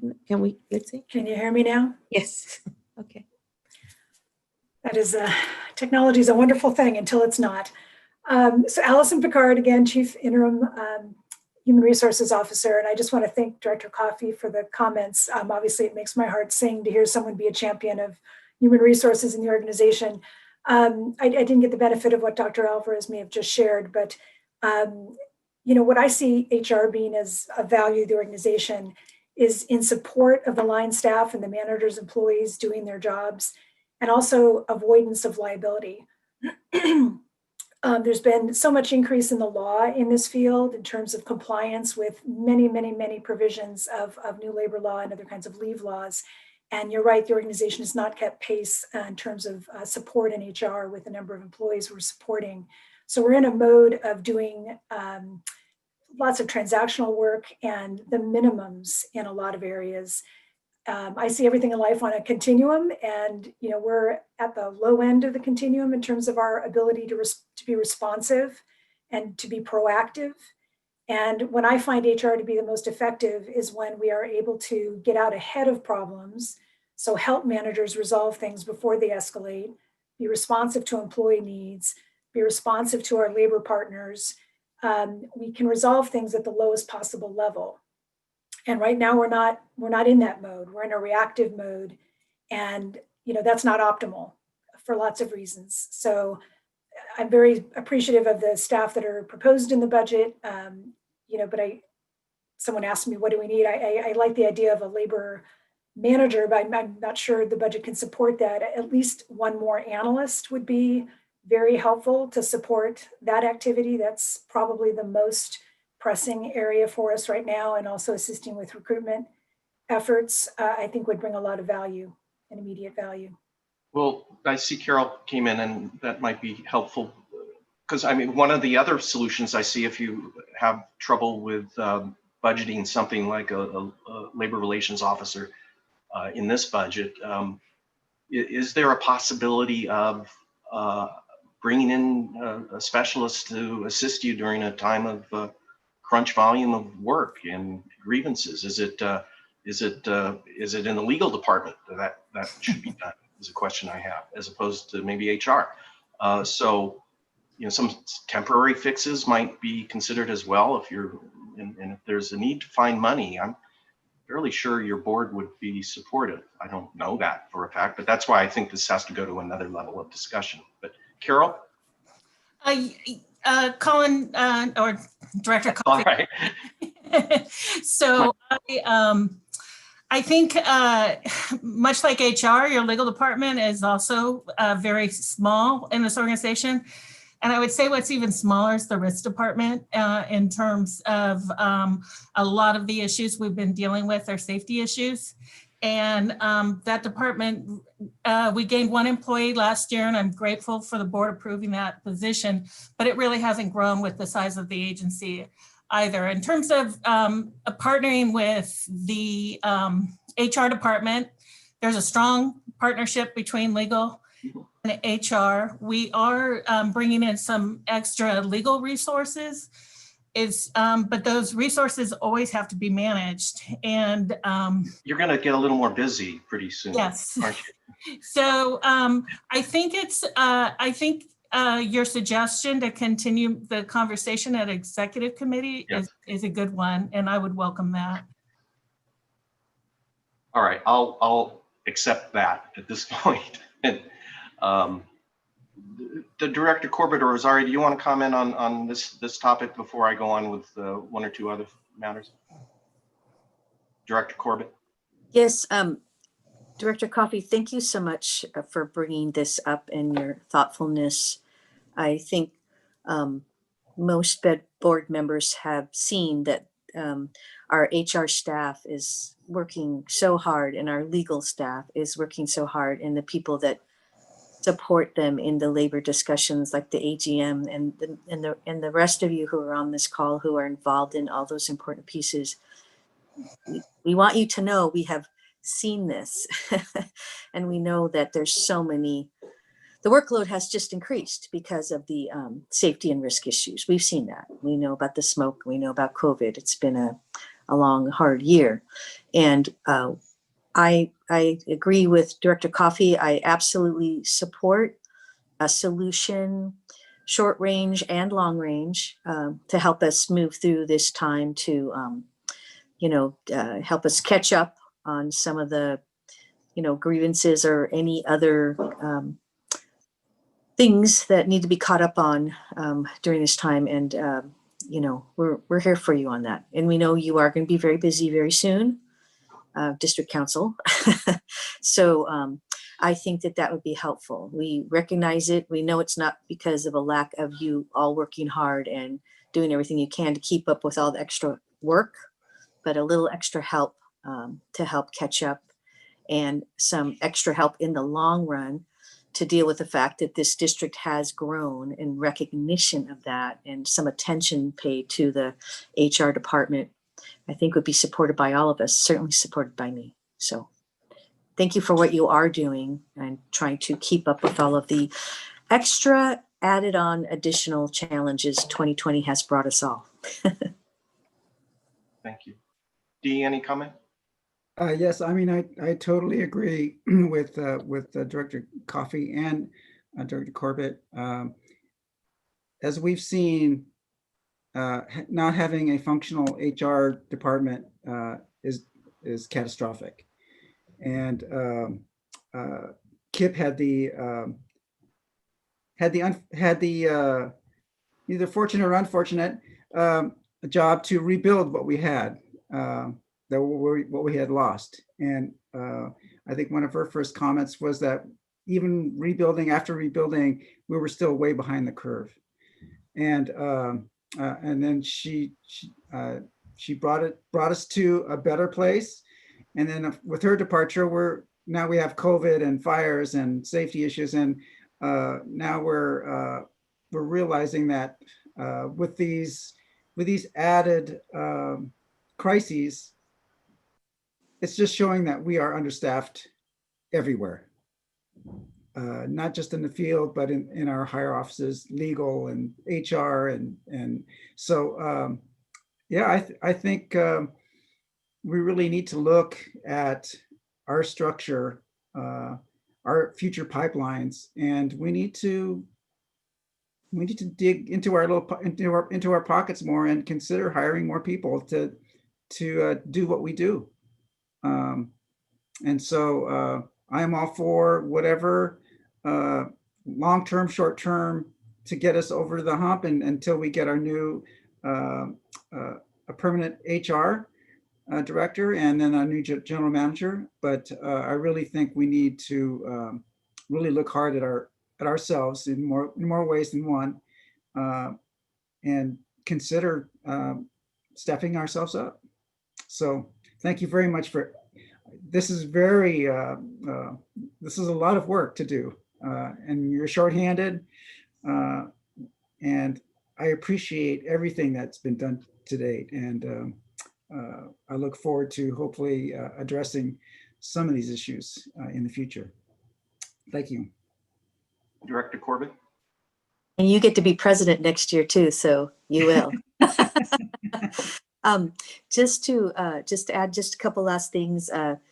First, it just brings to mind how grateful we are that Allison was, we were fortunate enough and Allison was kind enough to come to the Park District at this time. So we can't say that enough, Allison.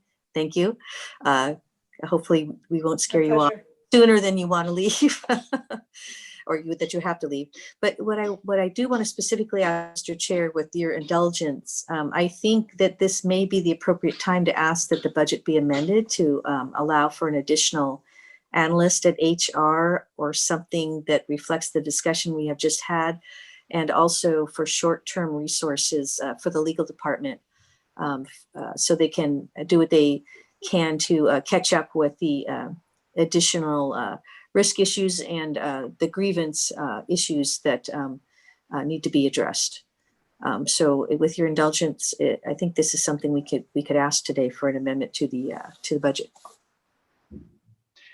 Yeah, well, I agree with that completely. My only question is whether it's still in my mind an issue that should go to the exec committee and on a level that isn't simply part of the budget process. I guess what I'll echo about that, Ellen, is I think, as I was suggesting earlier, if staff believes it's only a question of getting board authority and they don't want to be shy about it, yes, come back with some suggestions for this budget that we can put into this budget, as you're suggesting. I completely agree with that. I'm not sure they're ready for that, but you know, we'll see. I agree. If it can be done in this budget, yeah. I'd like to see it done in this budget. Maybe we can get some guidance whether consensus of the finance committee allows us to move forward, or whether we do that at exec. If someone can just help us understand where Dr. Alvarez. Yes, not, and I think that's a question for district council, but my answer, as she's listening to us, the authority rests with the finance committee. This is where it rests. We are certainly ready to present the overall reorganization and some other pieces pertaining to workloads and the types of challenges that we're facing in human resources. Those items are certainly best placed in the board's executive committee.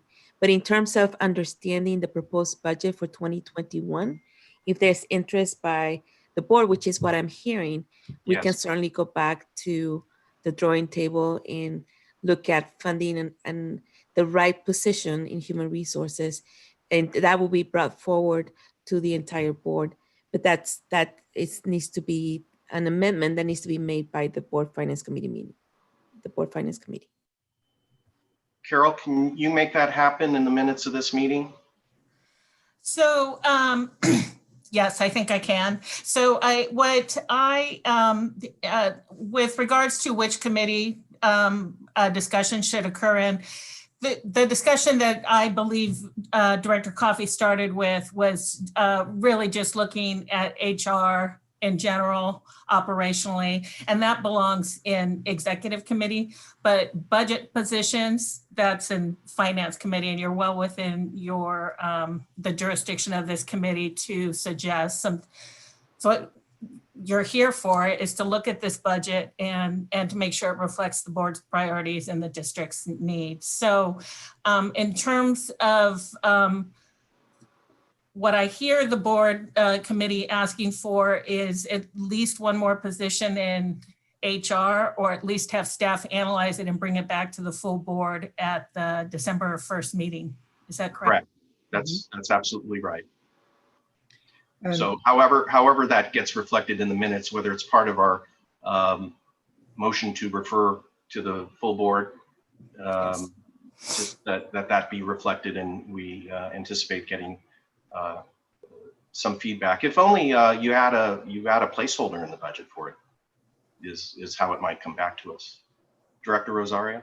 Yeah, I want to add interim help for legal um, a- So, and I certainly appreciate that with the legal department, and we'll look into that.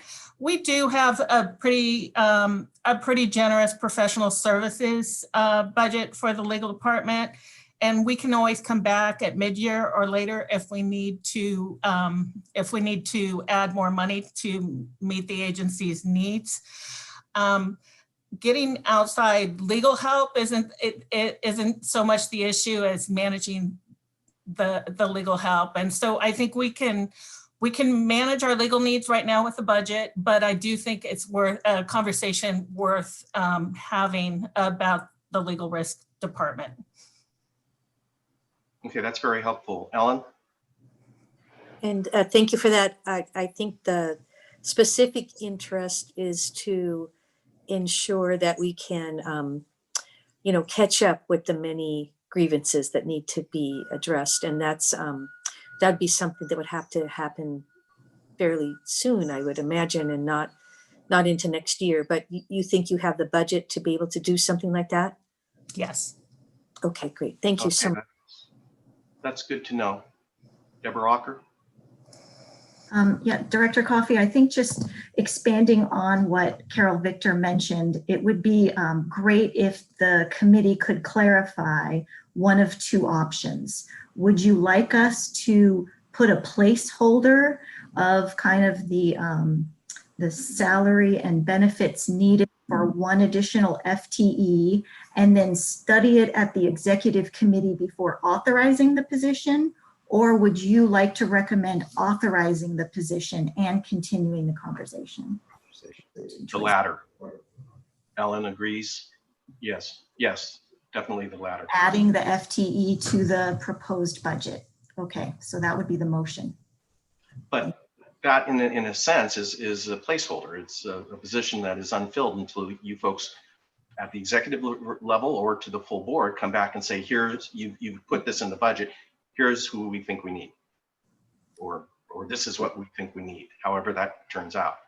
What we want to do is just get something definitive in the budget to cover this need that I think the three of us identify with. So appreciate that and that clarification. So I want to get to our public comment, but I have one more comment or question. And again, I'm kind of hesitant about it because Deborah hears this from me every time we go through the budget.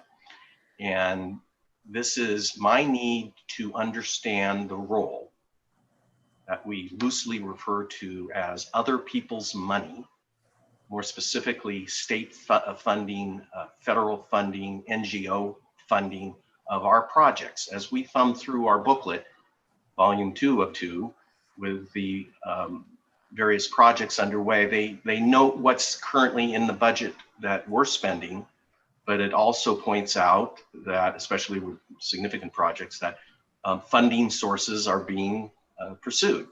And there's a blank there because we don't know ultimately what we're going to get. And my understanding is as we look at this $258 million expenditure budget, that does not include anticipated funding from these various sources as we go about our project, be they construction or otherwise. And so in the end of the day, what we're actually spending out there is sometimes significantly more than the expenditure that we are planning through the budget process, because we brought a lot of other money to our park system. And I'd like to be able to someday, maybe when there's a lull in your workload, Deborah, she's laughing at me, that we figure out a way to present that, because obviously it has to be retrospective as opposed to going forward. We have the Point, which I always jump up and down when I see it. We have Point Pinole Visitor Center, and we're spending a certain amount of money, but we know, we got to find sources for most of that $18 million out there. So there's a blank there. It's not in the budget, but if we proceed and find funding sources, it will be. And you know, I'll stop at that point. I'd like to be able to know how to measure the impact our total real budget is when we add the state, federal, and NGO money that we put into projects. That I know is significant, but I can't put a finger on it because I don't know where to find it. So is that still, you've always indicated that that's something that could be done. Yes, Director Coffey, you are referring to the fact that the presentation that we're making today is really focusing on new budget appropriations that we're bringing to the board. New. And so Deborah Spalding in her presentation said there's over $10 million of new project and program appropriations that we're requesting approval of. But that doesn't include the $381 million in projects that were previously approved. You're absolutely right. So our whole, project and program budget is close to 400 million. And we're not really, we don't have a slide on that today. And so maybe we can attempt to put something together to show the magnitude of the fact that these are multi-year projects that have been funded over several years, and that during the year, throughout the year, as soon as we get a grant, we go ahead and add to those budgets, right? So that's how these projects grow in a off cycle of doing the adopted budget process. And so we can put together a slide on that for the introduction of the budget. But I also hear you saying you also want a little bit more detail on the unfunded portion of those active projects. And they are listed now. Since we've updated our project and program budget, we do have much more information that the project managers are giving us about the unfunded portion. If we know it already, there's certainly many areas where it says to be determined. So we don't even have the unfunded calculation yet because we're still in preliminary design of these projects. But we can maybe bring forward the information we have available today to give you a slight idea of what those numbers are. And then in the performance goals that we shared with you today, I will be working closely with Dr. Alvarez and Christina Kelchner, and we will be continuing that discussion as we do our long-term plan for more capital needs of the district. So we'll continue to work on that. Okay, terrific. Thanks for bringing that up again. Thank you. So let's go to public comment. I will just remind folks, I mentioned this right at the beginning of the meeting. I have a hard stop for myself at 3 because of the Contra Costa Liaison Committee meeting.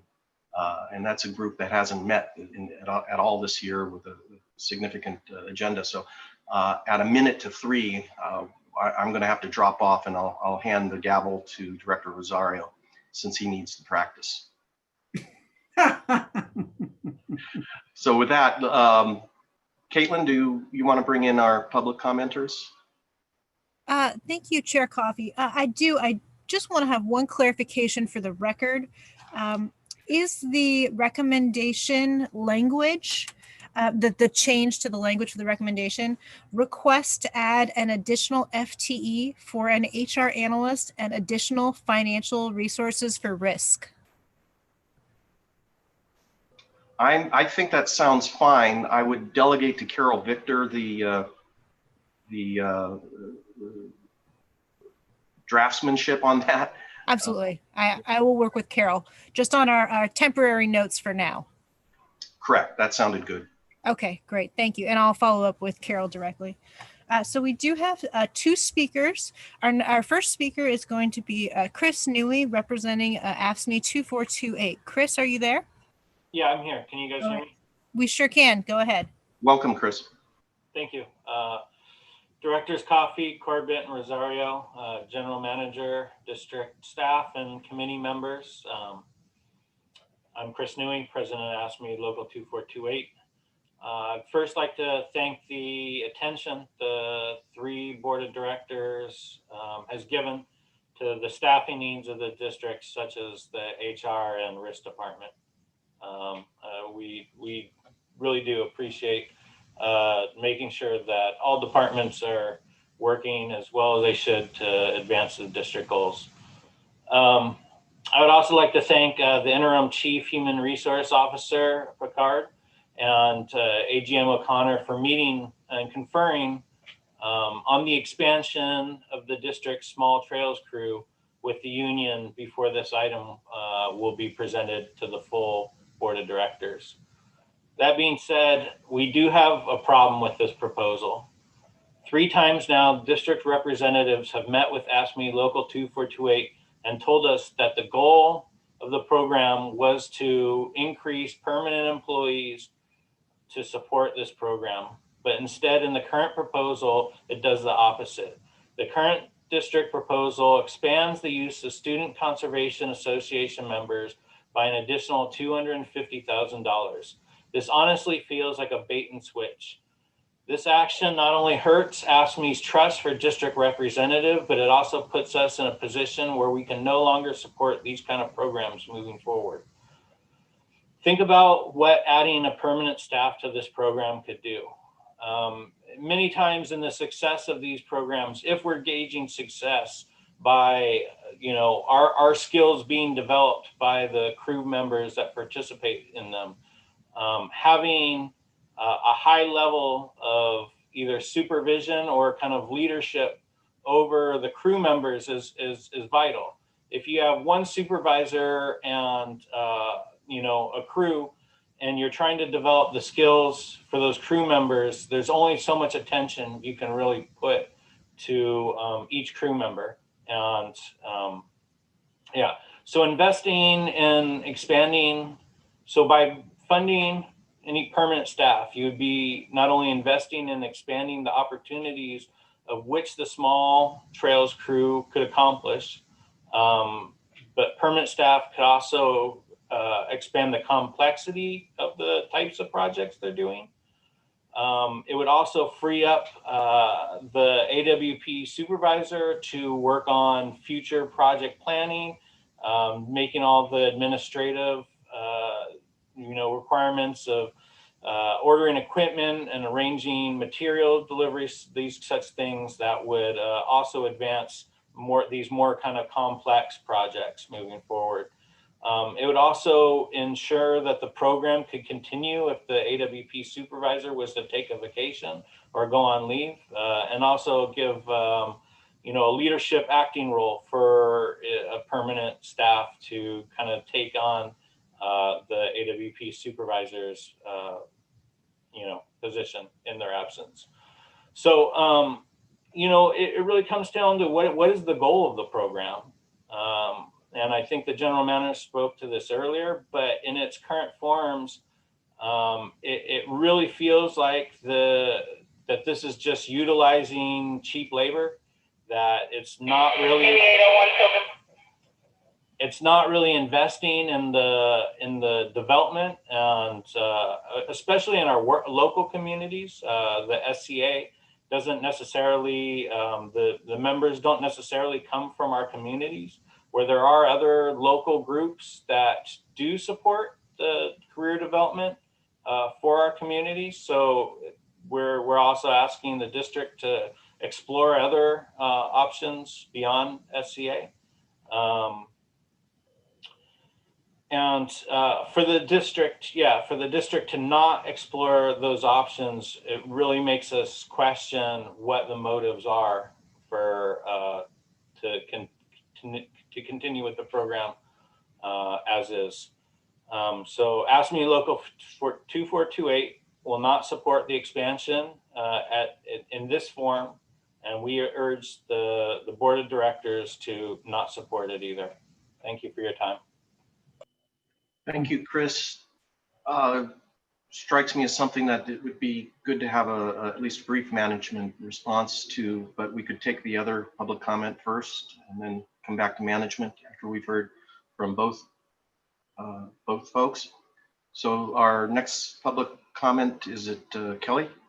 Yeah, it's Mr. Abreu. That's right. Mr. Abreu, are you available? Yes, I am. All right, the floor. Welcome, Kelly. I've got a new microphone this time. Many Bay Area cities and counties have floundered during the pandemic. They chose the wrong strategies and undercut their missions. Other park agencies and cities had to cut back capital spending. They froze hiring or had layoffs. So first of all, I'd like to tip my cap to the general manager for his strong leadership through the pandemic. He dispensed treatments that hew to the Hippocratic oath, first, do no harm. I think the crime statistics, we talked about, somebody mentioned crime statistics at safety of women feeling safe in parks. They show that there's safety in numbers. It's the opposite of infectious disease. A little crowding like at Mission Peak could be safer for safety, for personal safety. I think you could assemble a list of the relatively safe parks and times to visit, and you could communicate those alternatives. Now, for the 5-year forecast that's in the budget, this is not sober belt tightening. It's not conservative. It's not constrained. Here we are 8 months into a pandemic, and growth is forecast to be stronger than before the pandemic hit. The forecast, the new forecast this year has a slight 1% slowdown in FY 2021-22, but each of the other years in the forecast, the 21, 23, 24, 25, is revised upward around 1%. So cumulative revenue for the 5-year forecast period grows 2% compared to last year. Overall forecast is more optimistic than last year. Recall that revenues can be forecasted accurately a year in advance, but during the pandemic, the forecast maybe ought to be revised more often than just once a year in August. I think the pandemic could impact property tax revenue. And if you believe what the county administrator has said in Alameda County, it will impact property tax revenue if you believe what the administrator says. So the future could be less rosy. And I think we need to see the reality here in this forecast. This forecast is stronger. It's the strongest forecast for the most revenues overall than ever before in the history of this district. And that's after 8 months of a pandemic. So I'll leave it at that. Thank you. Thank you, Kelly. Could we hear maybe some feedback, if you think it appropriate, Deborah, on the Trails crew issue? Certainly, I believe Dr. Hobbs and Chief Picard are going to comment first on the Trails item. Yes, thank you, Deborah. This is a labor relations matter. And so I've asked Allison to speak to that communications with ACME Local 2428. And also, if appropriate, then we can have Jim O'Connor help us with the answer. Allison? Yes, directors, as Chris pointed out, we did begin the meet and confer process last week at their request related to this new budget proposal, and that's required in the MOU language with AFSCME, where these crews are involved, and they expressed the same sentiments to us. AGM O'Connor was able to explain the operational goals and his point of view. As I understand it, the alternative to not doing what's proposed in the budget would be to continue using the crew out of Alameda County, the folks who are incarcerated and are released to do this sorts of work. As you may know, because of sentencing changes, the people available to do such kinds of work has diminished significantly. So the crew in Contra Costa, as well as Alameda, instead of being 7, 8 folks, are down now to 2 or 3. So it's not as reliable a source in any way. So it does put into jeopardy, in my opinion, the supervisor position. If there's no crew, it does beg the question, why would we continue to fund that position? I really should let Mr. O'Connor speak to the operational needs, but I think his idea was to substitute an alternative kind of workforce to keep doing this work that supplements and assists the permanent park staff. But we are continuing that meet and confer process. Thank you, Jim. Well, certainly having full-time staff who develop their skill set over time is the goal of this program. I think that the unfortunate part is because we have economic uncertainty at this time, it's just not the appropriate time to look at that expansion of the crew. and that's coming from me, your AGM of operations, and I will always accept additional positions. We have endless amounts of work in operations. I'm always looking for more FTEs, but I'm also part of the larger executive team, and we have to look at the agency's needs overall. So the long-term vision is to definitely have some permanent staff on these crews and develop their skills and increasingly over time. I think the SCA crews are a good start to that work, getting it done now.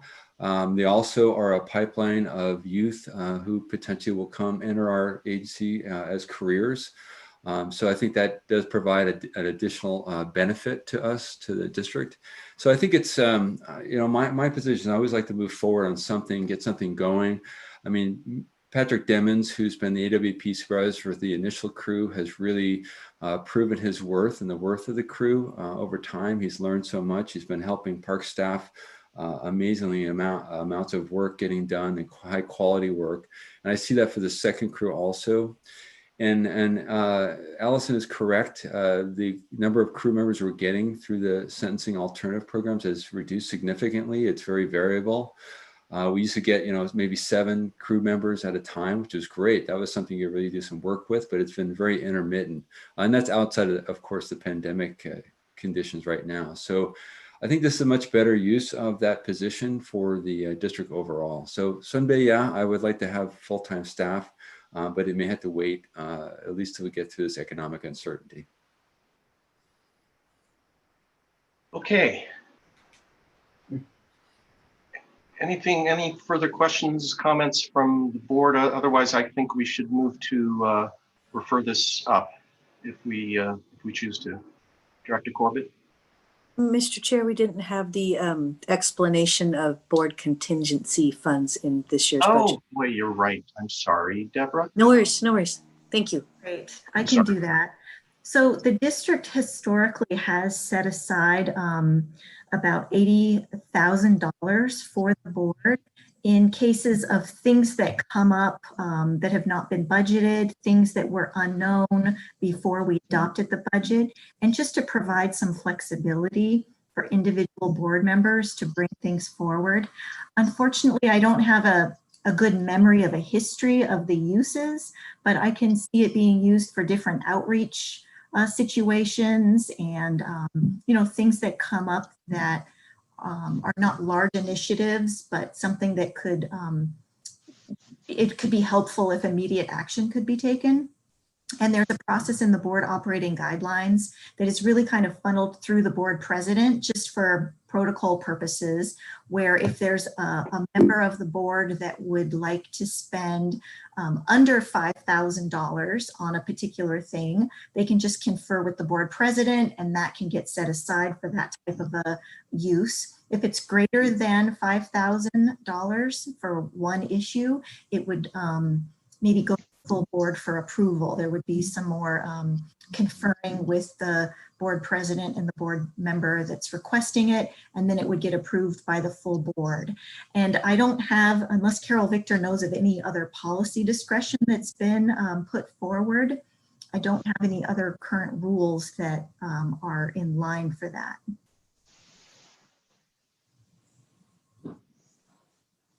No, I'm not aware of any other policy with respect to the board contingency. And I think we have a list of some areas where updated policies could be useful, and this would be one.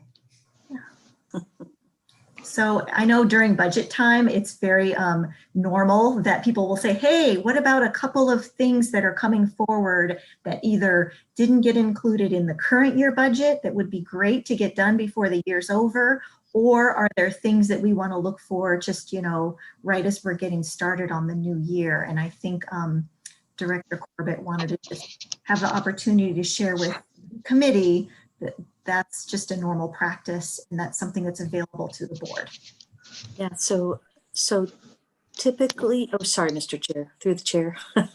I'm just jumping in there. Yeah, please do. Go ahead. I'm used to doing that, sorry. So 80,000, so it's $80,000 that's set aside each year, or 100,000? Because that's what I thought. It looks like in the budget, it says 87,000. 87,000. Okay. But yes, that's the contingency line item. Okay. And it happens every year. And if it's not spent, it just goes away and it's funded in the next year. Correct. It's funded Okay. annually. If it's not spent, it just drops into fund balance. Okay.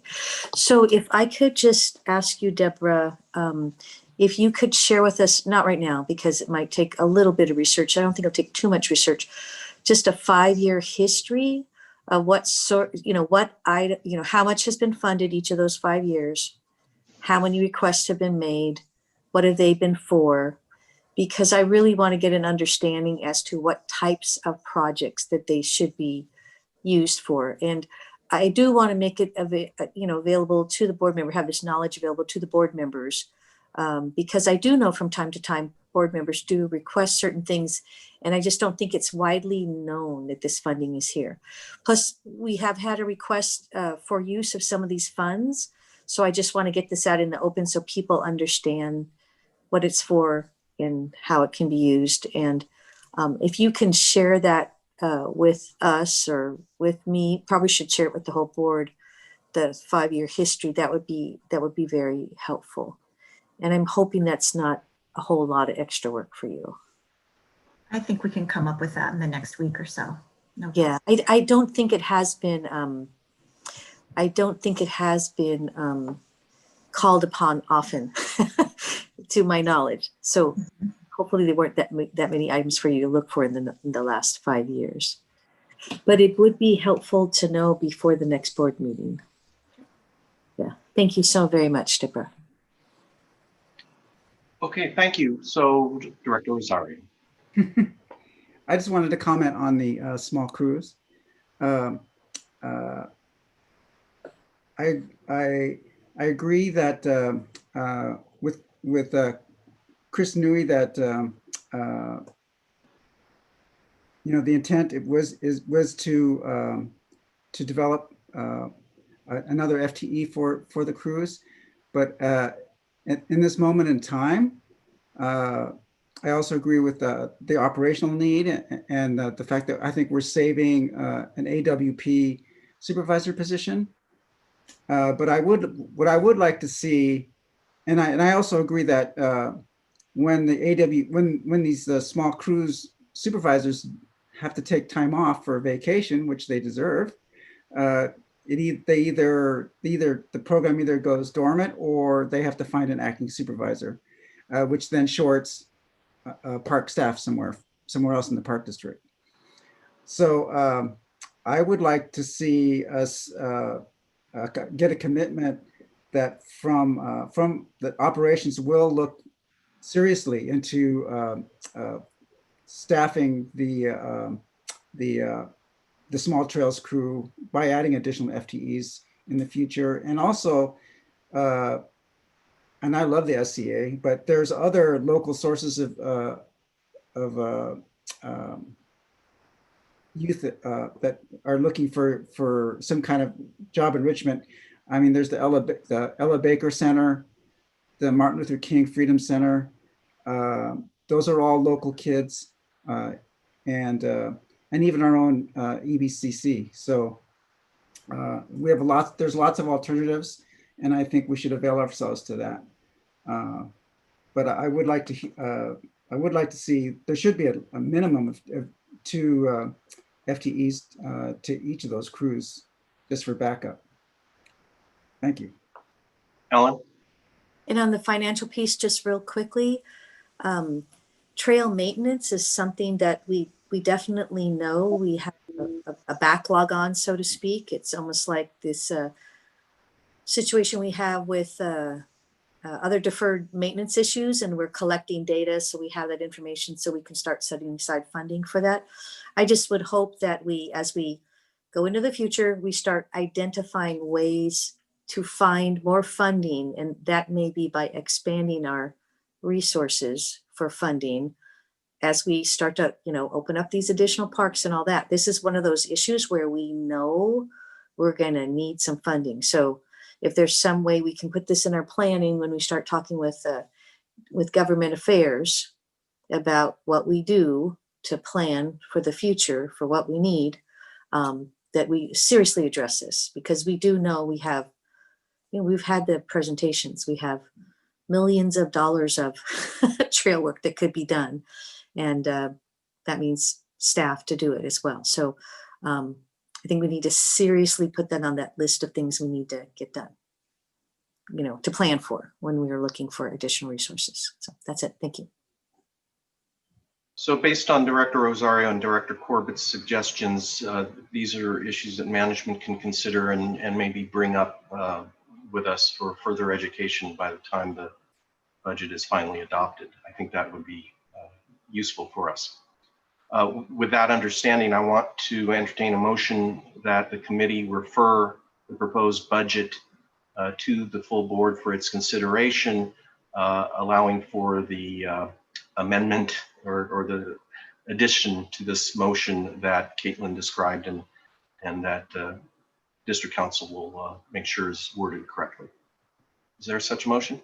So moved. All right, I think Ellen beat you barely that time. So moved by Director Corbett, seconded by Director Rosario. Please call the roll. Absolutely. Thank you, Chair Coffey. We will start with Director Corbett. Aye. Thank you. And Director Rosario. Aye. Thank you. And Chair Coffey. Aye.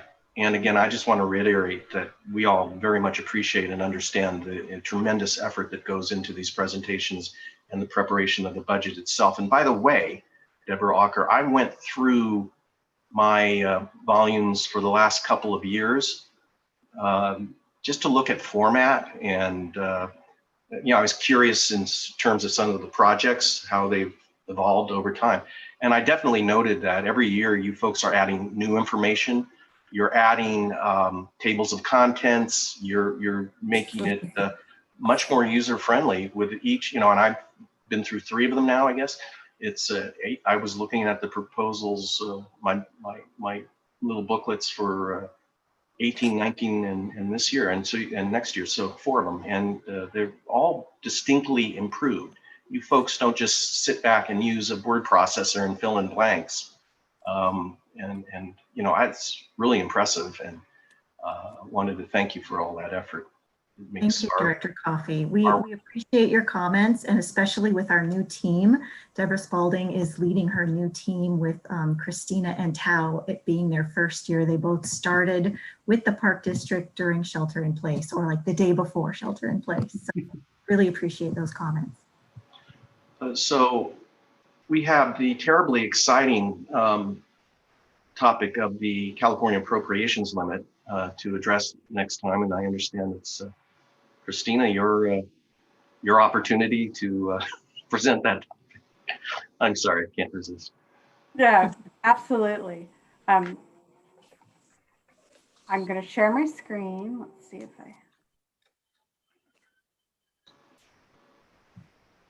Okay. So good afternoon, Chair Coffey and members of the Finance Committee. I'm Christina Crosby, Budget Manager, as we just discussed, and I am presenting agenda item number 2, the 2021 GAN appropriation limit. Annually, as required by the California Constitution, public agencies must recognize and adopt appropriation limits as established by Article 13B, otherwise known as the GAN limit. This appropriation limit was originated in 1979 and is adjusted annually based on the population change factor in each county, as well as the cost of living factor. In 2020, the GAN appropriation limit for the Park District was $430,693,503. Considering the 2021 adjustments for cost of living and population in both Alameda and Contra Costa counties, the appropriation limit is calculated to be $448,709,443 for the 2021 proposed budget. With total appropriations subject to the limit at $160 million, the district is well under the GAN limit by $288 million.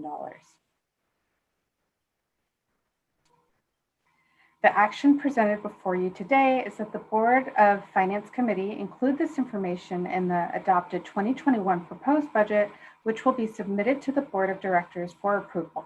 And this concludes my brief presentation. Thank you, Christina. And so I'll turn to my colleagues. Director Rosario, any questions? I guess that means we can appropriate more money. Thank you very much. I don't see any problems with this. This is a no-brainer. Yes. Thank you very much. Thank you. Great work. Looks perfect. Thank you, Mr. Gann. Director Rosario, would you make a motion to refer to the full board? I so move. Second? Director Corbett seconds. Roll call. We don't have any public comment, by the way, do we? Thank you. I was about to jump in. No public comments at this time. And Director Rosario motioned and then Director Corbett seconded. Is that correct? Correct. Thank you. Just want to keep my ducks in a row. So we will start again with Director Corbett. Aye. Thank you. Director Rosario. Aye. Thank you. And last Chair Coffee. Aye. Thank you all. Okay, we're going to move to the item 3, September 30 investment report and portfolio review. It's likely that this will take up to the point where I have to drop off right before 3 to attend that liaison committee meeting, and Director Rosario will take the gavel at that time. I'm reminded that we have one public comment from our retired district counsel. And I wanted to mention that his point seems very much on point to me. And since that will probably be discussed after I drop off and Ted's letter read to the committee, it seemed to me, just to say in advance, he was making a very good point. So with that, I'll turn it over to Deb Spalding, or Deborah Walker. You want to introduce it? Go ahead and have Deb Spalding go ahead and introduce the item. Thank you. All right, so good afternoon. I'm Deb Spalding, Assistant Finance Officer, and I'm going to present to you briefly the third quarter investment report for 2020. And then I'm going to turn this over to our consultants from PFM, Allison County and Dave Reeser are here, and they're going to get more in detail about the current economic situation and also look at our ESG strategy in more detail. So we have a page in our Finance Committee packet, and I'm excerpting little pieces on each slide. So first, looking at the liquidity portfolio, we receive very little revenue in property taxes or fees in Q3. And so you can see when you look at the market value of June 30th to where we are at September 30th, we were drawing down on our funds, and we were mostly drawing down on our camp account, which is where we were receiving the lowest revenue. So that was a little bit of a strategic decision. Further down on the page, we're looking now at the short and midterm securities. And the big change between June 30th and September 30th is in US Treasuries, where we decreased our holdings. And conversely, we increased holdings in federal agencies. And we'll be hearing more about that from PFM, I'm sure, in their presentation. We also reduced exposure to corporate bonds and notes. And then lastly, looking at district funds held in trust, the pension trust continues to grow, and we've appropriated another $1 million in 2021 to that pension trust. Looking down at our project bond funds, a slight decrease in available funds, and that's showing that we are drawing down on those funds as projects are completed. And then lastly, debt service funds, there's a big decrease in our measured WW debt service funds, and that's reflecting our October debt service payment. And now I'm going to turn it over to Allison and Dave. All right, thank you, Deb. I can go ahead and share my screen here real quick.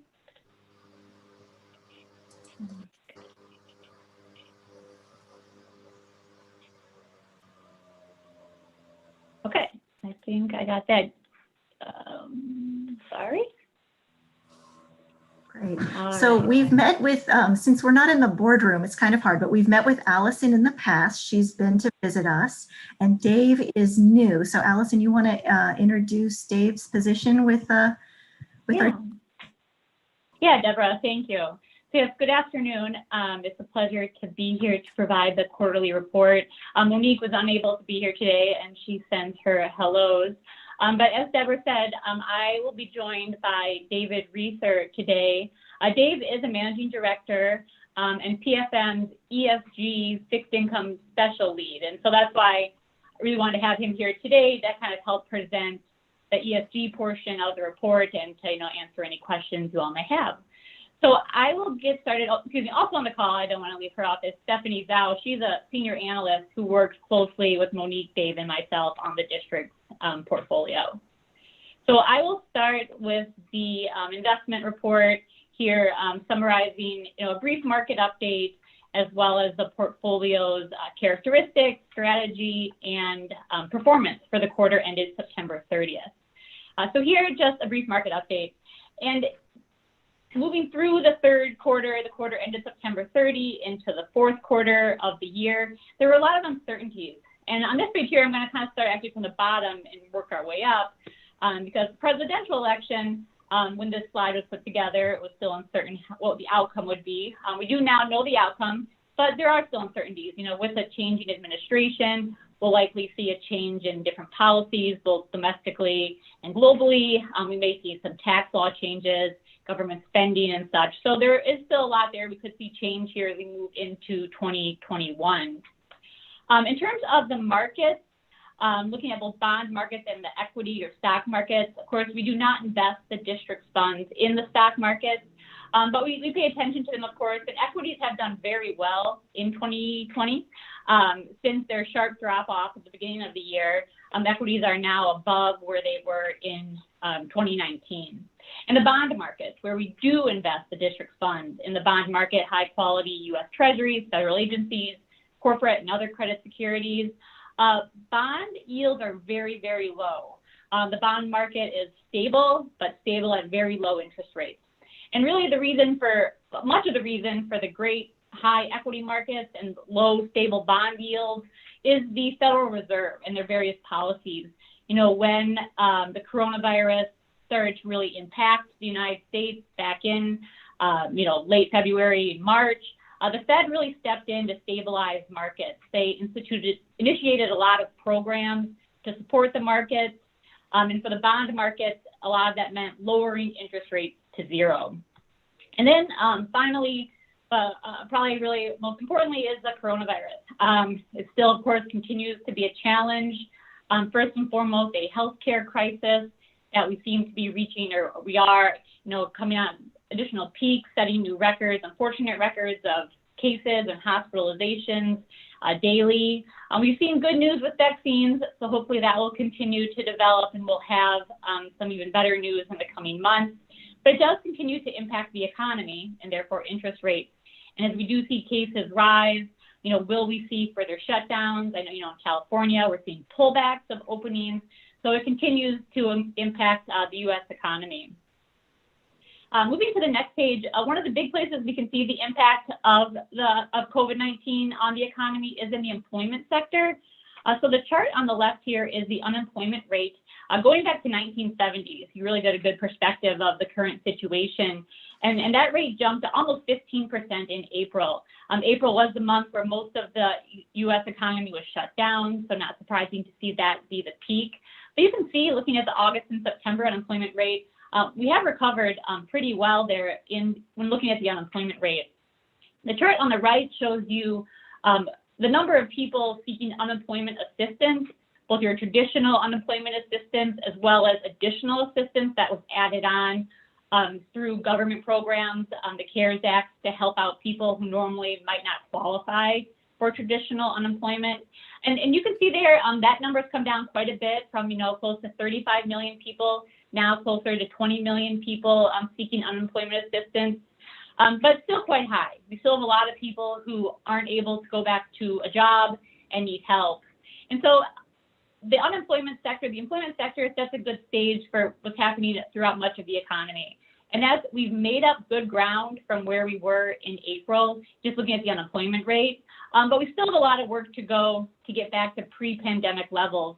An unemployment rate in October of just under 7% is closer to the peak of prior recessions than, a recovery. So we still have a ways to go.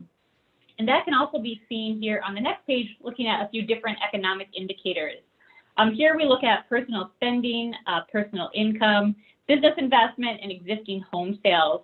And in this big picture for all of these, you see a similar thing to the unemployment rate, a sharp drop in April, but then a strong recovery. You see that V-shaped recovery going from April to May, or a few months past in most of these sectors. But where we are now is we're starting to see a slowdown in that recovery.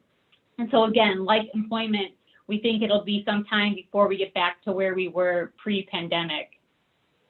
And then finally, just looking at, economic indicators here, looking at the Federal Reserve's projection of GDP and the unemployment rate.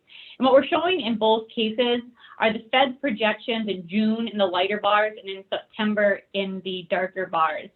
And like the economy, the Fed kind of pulled up their improvement. If you look at GDP, you can see their June projection showed 2020 GDP at close to minus 6%. Well, they have revised that to minus 3.7%.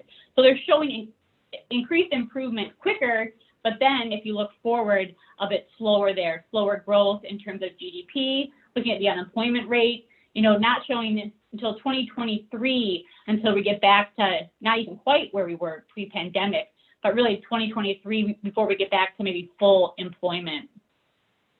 And then finally, my last slide here in the economic update are interest rates. So we're showing here on the left-hand side is the U.S. Treasury yield curve at 3 points in time. You can see in the yellow lines where we started 2020, the solid blue line was September 30th, and then the dotted blue line was June 30th. So the blue lines show you the quarter-over-quarter change in interest rates. And so, of course, as you recall, probably from last meeting, we saw a sharp drop in interest rates in March when the Fed cut the Fed funds target rate to near zero. And interest rates have been pretty stable since then. So very stable, near 0%.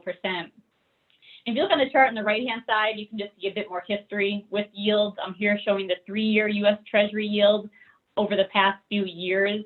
Again, where we are now, they're near zero at 0.16%. Rates have really stayed pretty low since March when the Fed lowered the target rate. So I will now move into the portfolio review. So here on page 7, I'm recapping the strategy for the quarter. And of course, the objective of the investment program, and specifically the funds not needed for immediate use, so the funds that are not in lay for camp, that are invested in securities and managed by PFM. The main objective is to safely invest the funds to help grow the funds over time, increase the market value, increase the district's investment program. And so we do that by, of course, having safety be the #1 priority. And we really maintained a sharp focus on safety during this time of uncertainty. We continue to really monitor closely all the securities on our approved issuer list. So those, of course, are all the securities in the district's portfolio, as well as all our other clients' portfolios. In terms of strategy, we're maintaining the duration of the portfolio to be in line with the benchmark. This is true for the past couple of quarters because we expect yields to remain very low. Also because there is a lot of uncertainty, we're keeping that neutral duration target relative to the benchmark and instead looking to add that value through sector allocation. So as Deb briefly mentioned, the federal agency sector is a sector where we've seen a lot of value the past couple of quarters, for the first time in many years, actually. Federal agency yield spreads widened out over the past couple of quarters, meaning you have more yield relative to treasuries than we've seen for a while. So that's been a great opportunity to add allocation to a very safe and very liquid sector at attractive yields. The credit sectors also are areas where we take advantage, but quite cautiously, looking both at high quality corporate notes and AAA rated asset-backed securities. These two sectors performed very well for the past few quarters and really benefited the district's portfolio performance and helped it outperform the benchmark. But of course, there's risks in both of these sectors, credit risk, and with the uncertainties with the economy, a potential slowdown if we do see the economy start to kind of shut back down as COVID cases rise. We still purchase securities from these sectors, but we do so very cautiously and very selectively.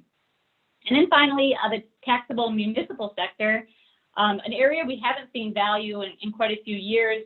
For the last couple of quarters, we've seen good value there with increased issuance. They've offered good yields and offered diversification. So we've been able to add some allocation to that sector. So looking at the next page is a summary of the district's portfolio that's managed by PSM by sector along the left-hand side. So about $138 million invested in individual securities managed by PSM. And then we also do show you the camp balance here, the $27 million. PSM does manage the camp pool, so we include that balance there. And the main purpose of this page is to show you that you are in compliance on a sector basis with your investment policy and California government code. You can also see on this page the change in allocation from the prior quarter. So you can see that federal agencies increased by about 8% quarter over quarter. And then you can also see the camp pool balance, how it dropped by about 17%. Again, the reasons that Deb mentioned at the start of the presentation. So turning to page 9, here's just an overall snapshot of the portfolio. On the left-hand side, again, those dollar value statistics. And I'll just point out on the left-hand side the yield at cost, so what the portfolio is earning, excluding the funds in camp. And so that's a 1.73% earnings rate. And relative to the market rate of 0.55, so a very attractive rate relative to the market. The market rate kind of represents if you were to buy this portfolio, this exact same portfolio of securities on September 30th, you would have had a yield of 0.55. So you can see the portfolio continues to hold a good yield relative to market. And that's because of the portfolio's long-term approach, the district's discipline to manage these funds to a long-term approach. If you look at the maturity distribution chart on the bottom, you can see majority of the securities are in securities maturities of 1 to 3 years, and that's because the portfolio is managed according to a 1 to 3 year strategy, with some investments out a bit longer, but overall in that 1 to 3 year area. And because of that longer term nature of the portfolio, you're able to maintain that yield even as market yields have fallen significantly. The portfolio is of high credit quality. Over 3/4 of the portfolio rated AA or better, so very high quality.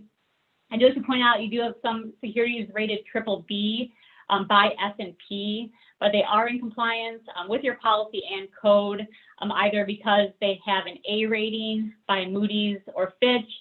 And then in a couple cases, they are rated BBB by all rating agencies. Specifically, this is Boeing, but it was rated A or better at time of purchase. Code in your policy allows you to hold that security until maturity, and it is PFM's recommendation. We think that security is still safe to hold, and so we do continue to hold that security even though it has dropped below the minimum credit quality. On page 10, one more look at sector allocation, but showing the change over the past 4 quarters. You can see some of the changes pretty clearly in the chart on the bottom with that darker blue bar, which are the federal agencies. You can see moving from right to left, how that allocation has increased quite a bit over the past 4 quarters. Not as obvious in the chart, but if you look at the table above, the first row, you can see the U.S. Treasury allocation going from $60 million to $48 million over the past 4 quarters as we reallocated some of those Treasury holdings into other sectors offering more value. Now the performance of the portfolio. We show the portfolio performance on a total return basis compared to your benchmark, which is the 1 to 3 year U.S. Treasury index. For the quarter ended 9/30, the portfolio returned 0.24%, outperforming the benchmark by 0.14%. So a low return, but a good relative return there relative to the benchmark. And then for the past year, you can see a really strong return for the past year. A 3.8% return just for 1 year is a great return. And much of that has to do with the fact that interest rates fell so sharply in the first and second quarters of the year. Falling interest rates led to unrealized market value gains. So your past year return is very strong. And then historically, you can see since inception, the portfolio has done very well, 1.53% each year on average, outperforming the benchmark by 0.25%. Just quickly here, showing you the dollar value performance of your portfolio on both a market value basis and an amortized cost basis. Looking toward the bottom, the interest earned, the portfolio continues to earn a good amount of interest as that yield at cost remains relatively high compared to the market. You can see a market value basis, your earnings are a bit lower because you did have some unrealized losses in the portfolio this quarter due to changes in interest rates. But on a whole, good solid earnings on both a market value and an amortized cost basis. And then finally, looking ahead. So as we talked about, the recovery in the U.S. has been quite strong, stronger than expected, but the pace does seem to be slowing. And there are a lot of uncertainties. Rates are expected to remain low, so we're going to keep managing the portfolio with that neutral duration position. In terms of sectors, a lot of the same value we found last quarter, we're still finding this quarter, the fourth quarter of the year, including federal agencies and taxable municipals. Their yields are slightly less attractive than they were a couple months ago, but still offer good value and help diversify the portfolio. And then in the credit sectors with corporate notes and asset-backed securities, both sectors are kind of facing different, but on a whole similar challenges with a potential slowdown in the U.S. economy. Both could face some headwinds.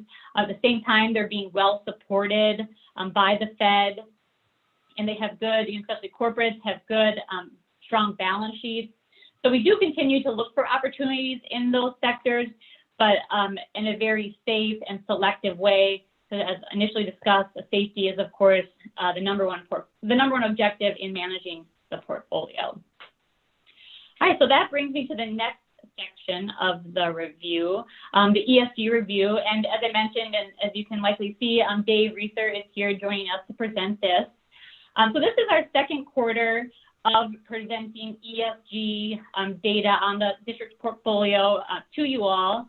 The implementation of the ESG strategy into your portfolio strategy, as you may recall, was a thoughtful and I won't say long, I think it was an appropriate amount of time process to get it up and going. I think it lasted about a year, included educational presentations, really detailed conversations with district staff on their objectives and parameters that would be measured, and then communication and transparency with the finance committee to answer your questions, to hear your feedback, and just to ensure that that we had your support when this was finally put into place. As I mentioned, last quarter was the first time we reported on this. So as part of the the setup and the discussion, we considered different options for the district. We discussed with you different options. We considered a socially responsible investing strategy, and one where specific issuers or industries are avoided. We discussed an impact approach where you seek out specific issuers or investments that are supposed to have a positive impact on social change. But we have instituted an ESG strategy. And I will say it's not to say you can't have one or the other. They can definitely be combined. But we have with the district implemented an ESG strategy, where we seek good performance, but from companies that will have a good long-term positive impact on society, the environment, and the performance of their business. When it comes to the implementation, companies are assigned a score by a firm that specializes in assigning risk scores to companies. For the district, PFM partners with Sustainalytics for this purpose, so that's who scores the companies that we invest in for the district, and that they assign a issuer risk based on how well the companies manage environmental, social, and governance issues, and how well they handle their unmanageable risk exposure. The scores, as a reminder, range from 0 to 100, with a lower score reflecting lower risk. The district decided that the limit, the highest score a company can have is 30 that we invest in for the district. However, you can invest up to a score of 39.9 if the issuer's sub-industry ranking is in the top 25th percentile. And also when we started this, we did not decide that we had to sell anything that was beyond that rating. Just going forward, that would be the new parameters. And just sorry, before Dave starts his presentation, I just also want to remind you, that the ESG factor, the ESG score, isn't the only factor we look at when we do purchase securities for the portfolio. As detailed in your investment policy, safety is the #1 objective of the investment program, followed by liquidity, and then yield or return. And then in the list of objectives, ESG factors come after that. So a security is only purchased if it meets initially the credit criteria of California government code and the district's policy, so A-rated or better. And that is on PFM's approved issuer list. So it's an issuer that we have reviewed and are monitoring. And then once we ensure the safety of an investment and that the liquidity needs of the district are met, then we look at, the securities ESG risk rating, and to further limit those that we are able to buy and see how that fits in to the district's ESG parameters. So I will now turn the microphone here over to Dave Reeser, and he will jump into the ESG review section of the report. And Dave, just let me know if you want me to turn pages for you. Okay, thanks, Allison. Thank you. Nice job kind of summarizing and explaining all that. I was going to talk about some of that before I got started here. Just to kind of reiterate what Allison said, the district's ESG investment criteria basically focuses on 2 factors, which again is based on the kind of the holistic ESG evaluation that's done by Sustainalytics, Sustainalytics is one of the 2 largest players in this space. And those factors are 1, limit eligible issuers to those issuers that have medium or lower ESG risk.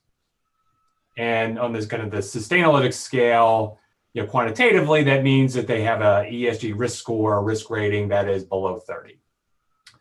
But we're attempting to achieve medium or better ESG risk exposure.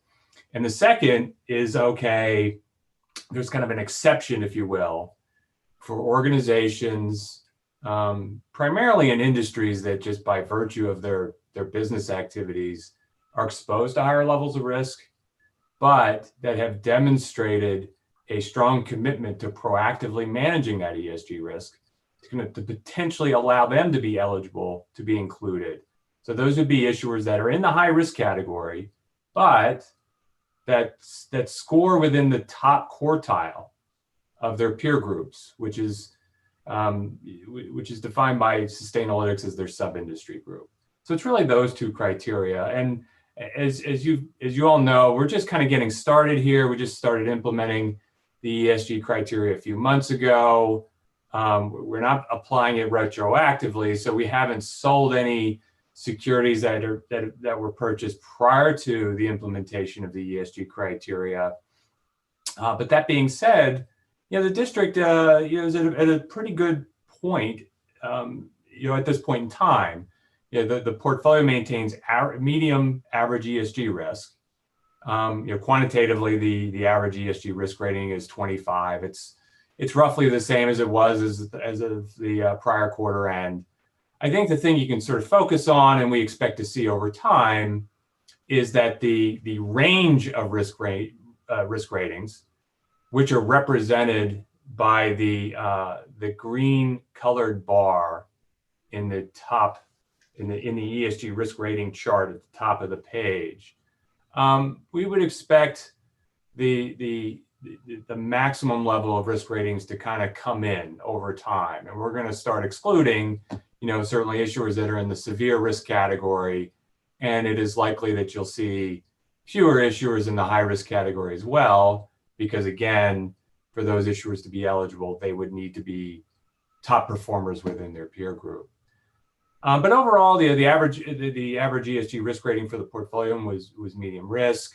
The ESG exposure and management scores, the average ESG risk exposure and management scores for the portfolio were relatively the same as well. The exposure score went up slightly, but so did the management score, which is an improvement from a management perspective. The other thing I just want to reiterate is that we are applying these ratings exclusively to corporate obligations. I mean, we do have ratings on Fannie Mae and Freddie Mac, and we do have ratings on supranational issuers.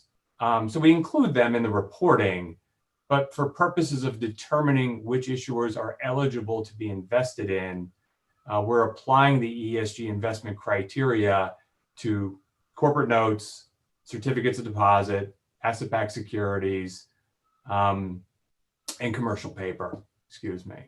And those are the sectors that are shaded in green in the chart in the lower right-hand part of your page under the heading sector allocation. Allison, would you please turn the page? Thank you. So page 34 in your report provides several summary statistics for the portfolio. The table at the top indicates the average ESG risk rating, as well as the average exposure score and management scores as of the end of the third quarter compared to the end of the second quarter. So these are kind of the high level statistics to focus on, of course, with the primary statistic being the risk rating, which kind of gives you an indication of the level of risk exposure for the portfolio. That risk rating is driven by two primary factors, the first being the overall exposure to material ESG issues that an issuer is confronted with. And then second, how effectively that issuer is managing that exposure. And the way to interpret the exposure score is that a lower score represents lower ESG risk exposure. So it's similar to interpreting the risk rating. Whereas the management score should be viewed differently. A higher management score actually represents more effective management of ESG risk. Just so you can kind of understand what those results are indicating. I think where we're really seeing the improvement is if you focus on the chart on the lower left-hand part of the page, the allocation by ESG risk rating, you can see that there's been a significant reduction in the percentage of the portfolio allocated to issuers in the high risk category, while we've seen an increase in issuers in the medium risk category. And I think that's kind of what you want to kind of look at over time, as opposed to the small changes you may see in the risk rating from quarter to quarter. Is how is the risk distributed within the portfolio at the issuer level, and to the extent there are issuers that are in the high risk category, are those issuers that are indeed top performers within their sub industries as intended by the ESG investment criteria. The chart on the bottom right hand part of your page, what we're doing here is we're providing an indication of how much or what percentage of the average risk rating is being driven by exposure to each of the three ESG pillars. So the way to interpret this is the percentages on the inner part of the circle, those represent the contributions as of the end of the second quarter, whereas the percentages on the outer part of the chart represent the allocation percentages as of the end of the third quarter. So about 90% of the ESG risk for the portfolio is a function of governance and social risk. So in other words, the portfolio has relatively low exposure to environmental risk or unmanaged environmental risk, to be specific. And that's not surprising, since in the investment grade corporate space, a large number of the issuers are financial institutions, which do have, in general, lower levels of environmental risk exposure. in their primary material ESG issues are driven by governance and social risks. Allison, will you turn to the next slide, please? Thank you. This is a relatively new chart that we've created, and we're always kind of thinking about new ways to present this information to our clients. In this chart, we are presenting the average ESG risk rating by security type. And then we're also presenting the range within that security type. So for example, the top security type is asset-backed securities, and the green shading represents the ESG risk rating range of all of the asset-backed securities in the district's portfolio as of September 30th, as well as the average rating. And you can see that the average rating for each of these sectors is well within the medium risk rating range, and supranationals are actually in the negligible range, which is great from an ESG perspective.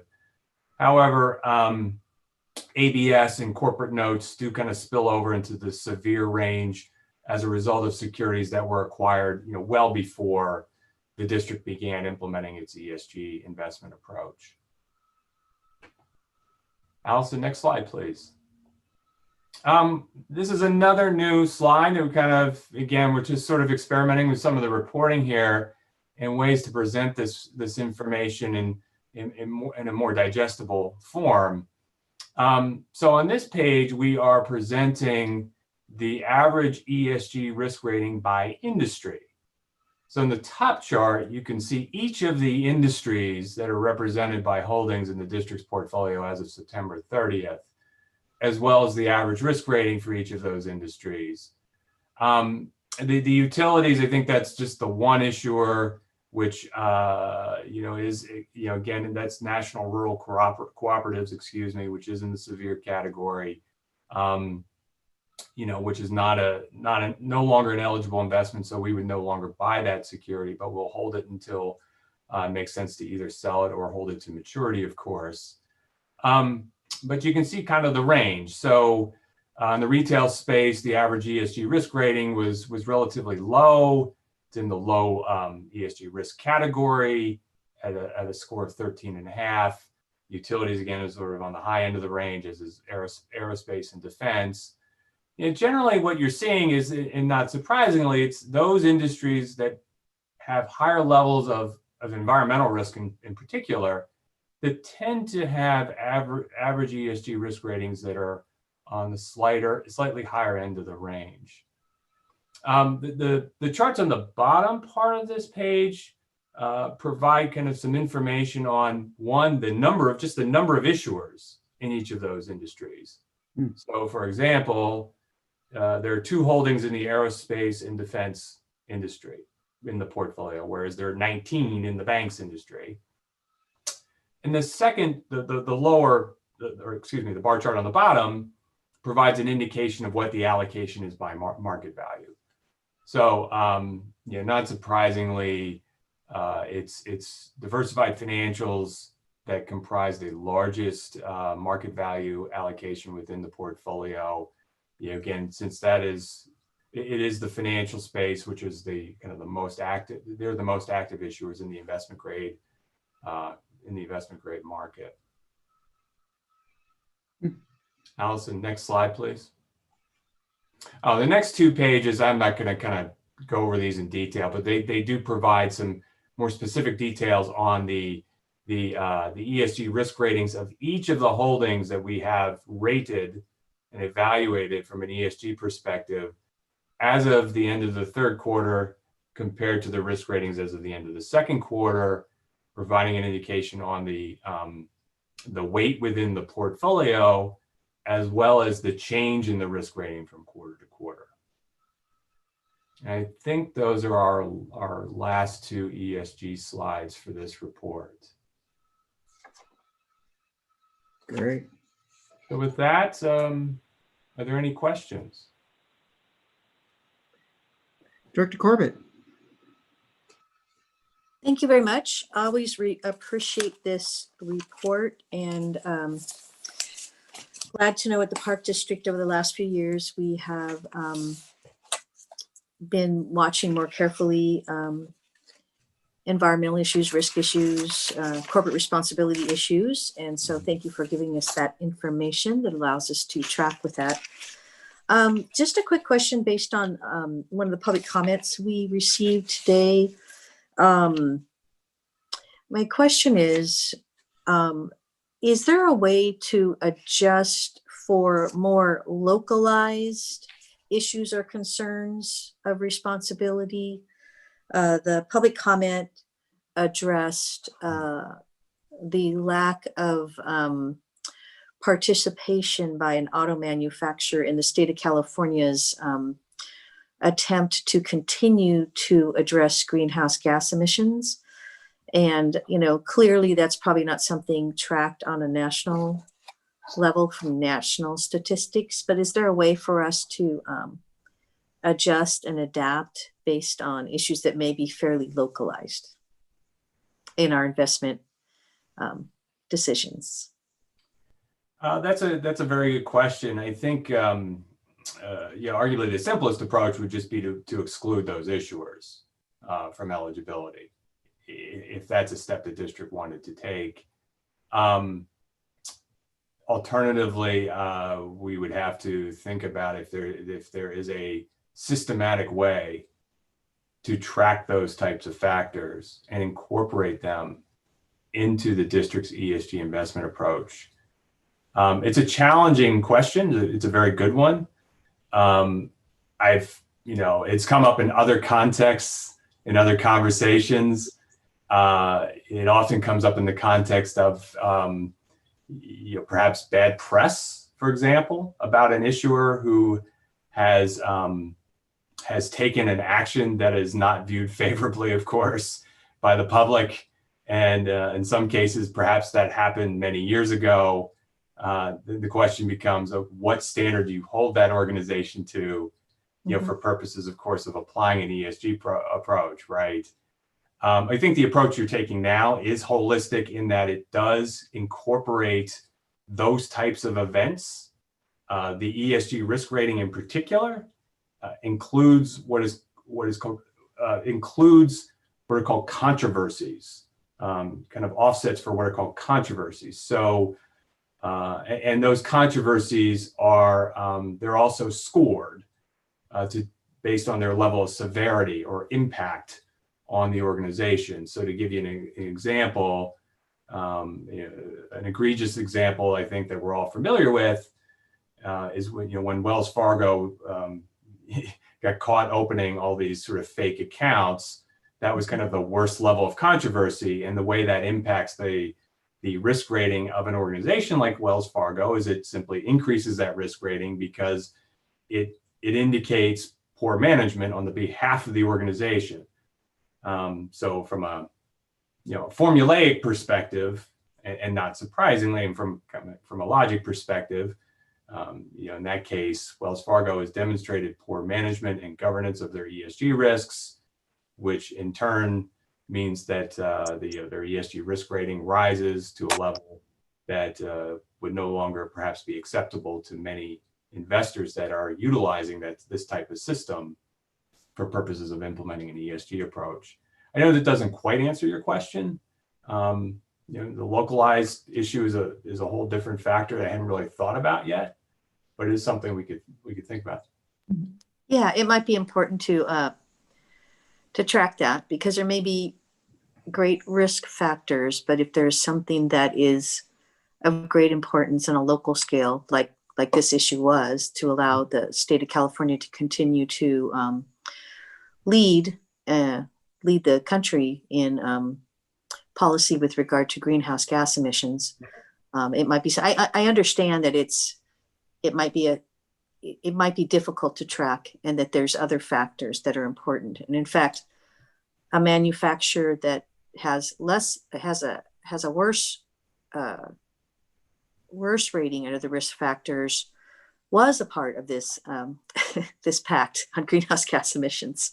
So it's kind of like, how do you weigh that? But I just wanted to bring that up as to whether that's something that we can track if there is a local issue of great importance, like this one I think was, this sort of rises to that level, whether if it's possible to track it in the work that we're doing.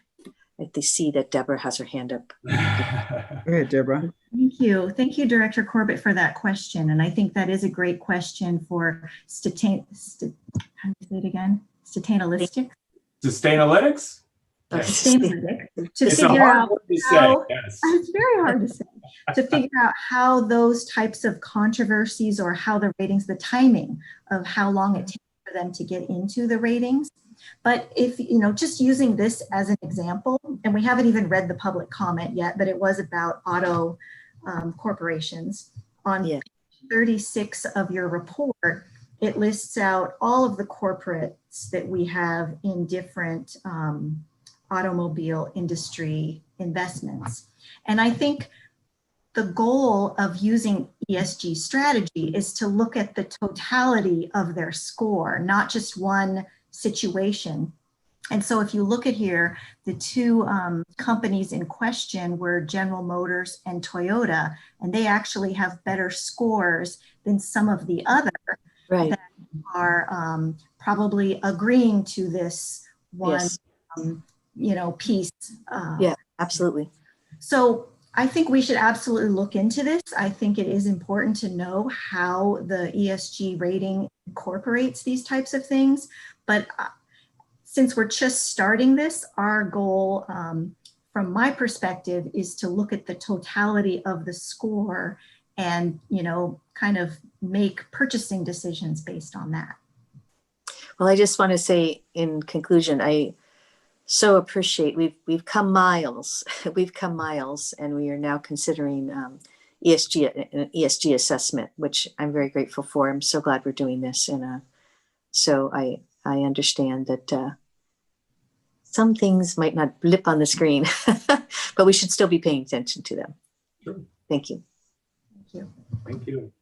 Great. Regarding Toyota and General Motors, I'm willing to wait and see, because those two companies probably make more of the electric and hybrid vehicles than any of the other companies together. So it'll be interesting to see what a change in change in administration will do.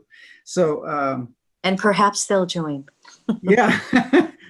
I mean, California buys a lot of cars. That's right. We're buying Chevy Bolts. I just have one question for Deborah regarding the camp pool transactions on page 53. All these, it looks like we've redeemed a lot of these, a lot of our holdings there. So can you tell me where those monies went? Yes, Deborah. Go ahead, Deborah. You want me to take that? So that is, as I mentioned, so we get our property taxes, our big chunks of property taxes twice a year. And so in the interim period, when we're not getting property taxes, we have to draw down on that cash. And we looked at our different sources. LAIF and CAMP are our two big pooled cash. And so we're to make payroll, to do the check runs every week. We're drawing down, $3 million usually every week, moving funds out of those pooled cash accounts into our operating accounts so that we can do our payroll and pay all the bills. Okay. That's what those transactions are showing. In the future, would it be possible to show where those monies go to in the chart? Or yeah, they all go to the same place. They go to our checking account mostly. Unless we're paying bonds, they typically all go to our checking account. Okay, great. Thank you. Yeah, it goes into our Bank of the West account, and then we're paying payroll, we're paying all the bills. So when you get the check register, whoever's the treasurer gets that check register, that's us paying the bills using that money from camp or wherever we're drawing it from.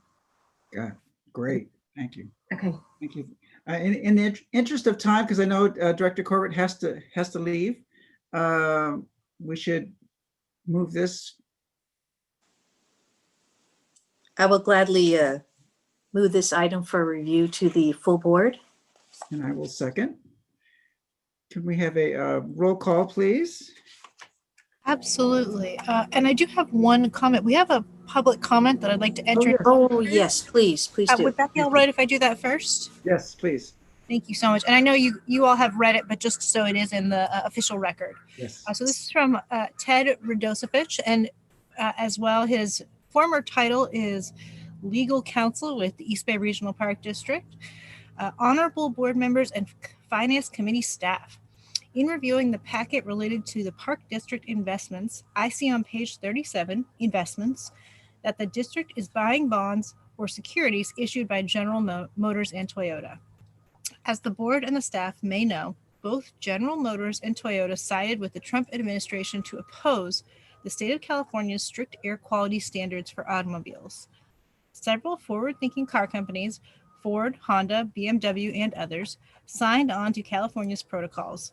There are dozens of solid companies from which the district can purchase short-term investments without doing business with the likes of General Motors or Toyota.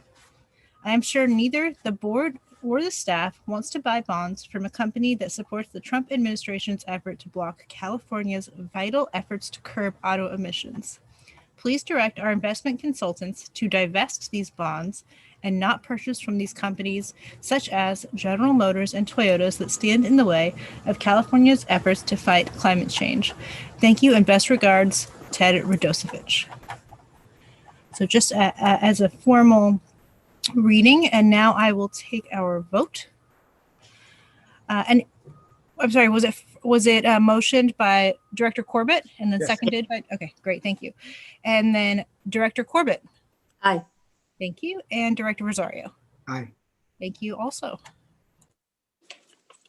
Yeah, Allison, thank you so much for your presentation, and always very clear, and either that or I'm just been here too long. Well, thank you very much. Dave, nice to meet you. Nice to meet you too. Thank you. Thank you, both of you. Okay, Director Corbett, are you going to leave us? Well, I needed to leave at 3:30, but my meeting's been moved to 4. Oh, okay. So I will leave you at 4, or as soon as before 4 as we can get there. I realize there's only 2 of us left, and I know that Deborah would like us to complete this agenda. Directors, I would love you to complete the agenda, but I've overbooked myself, and I'm supposed to be in the PAC Finance Committee right now that started Oh, at that's right. So I apologize. And okay. So if Director Rosario, if you wanted to make a recommendation, or I guess Dr. Alvarez is still here if you would like to. I'm supposed to be at the PAC meeting as well. So may I ask a quick question? Yes. Can the Regional Parks Foundation presentation be made at another time, or have we all reviewed it close enough to send it to the board and ask our questions when it comes before the full board? What thoughts? I would be fine with that. I was just going to recommend that the Regional Parks Foundation make the presentation just to the full board. Yeah. Does that work? Does that make sure we dot our I's and cross our T's, whatever we're supposed to do? We can certainly do that. We'd be happy to do that. Yeah, in December. We typically take this item in January once the Regional Park Foundation has finished their calendar year. So we can definitely just bring that directly to the straight board if that's okay with Carol. Whatever works is fine with us. Okay. Yeah, I mean, I hate to, one last item to defer. Yes. Yes. Sorry about that, but we can't vote if none of us are here. Yeah. Excellent. Okay, we will do that. We'll bring it to the next board meeting, December. Thank you for your patience, AGM Johnson. It's going to be a long meeting too. Okay. Any further public comments? Thank you for asking. We have no additional public comments. Excellent. And then any other comments, Director Corbett? Just in closing, once again, fabulous meeting. Thank you so much. Fabulous budget, all 2 of 2 volumes. Thank you. I probably will have a few more questions as I finish reviewing the document when it comes before all of us, but appreciate all of the work that the staff puts into this, especially during this time fun new challenges as we present such things. So thank you very much. And do look forward to having a little more information and conversation about the board's contingency funds, just so everybody has an opportunity to understand what that's about, since we're being requested, since a request is coming. There for a second, but with that, I'm done. Thank you. Great. Yeah, I'm again, great report. I too, just like Director Coffee, I look back at some of my older, my past budgets, and I noticed a lot of great changes, and it just shows that you're evolving and making things easier for not only for the board, but also for the public. So I really, really appreciate it all. Thank you. Thank you, Director Rosario. We really appreciate those comments. We like those pictures. Yes. Okay. We like the consistency of keeping what we've had, but we like to add new things. So it just gets thicker and thicker. But it's great. Thicker, if it means easier to read, the better. So any other further comments, Deborah? Or no, this is your last Finance Committee meeting of the year. So oh my God. You and appreciate you. And yes. Yeah, we'll have some new committee members next year. So that's right. Great. So yes, I echo Deborah's sentiment to the board. It's the last Finance Committee meeting for the year. A lot of good work has been completed here. And yes, Director Rosario, pending your appointments, we should have a new Finance Committee meeting next year. Yeah, great. Well, everyone have a good holiday. Oh yes. Happy Thanksgiving, everybody. Stay safe. Have a wonderful time. All right. In our Zoom parties. And we're off to another Zoom meeting. I guess I'll see you all at the PAC. Thank you. Be safe.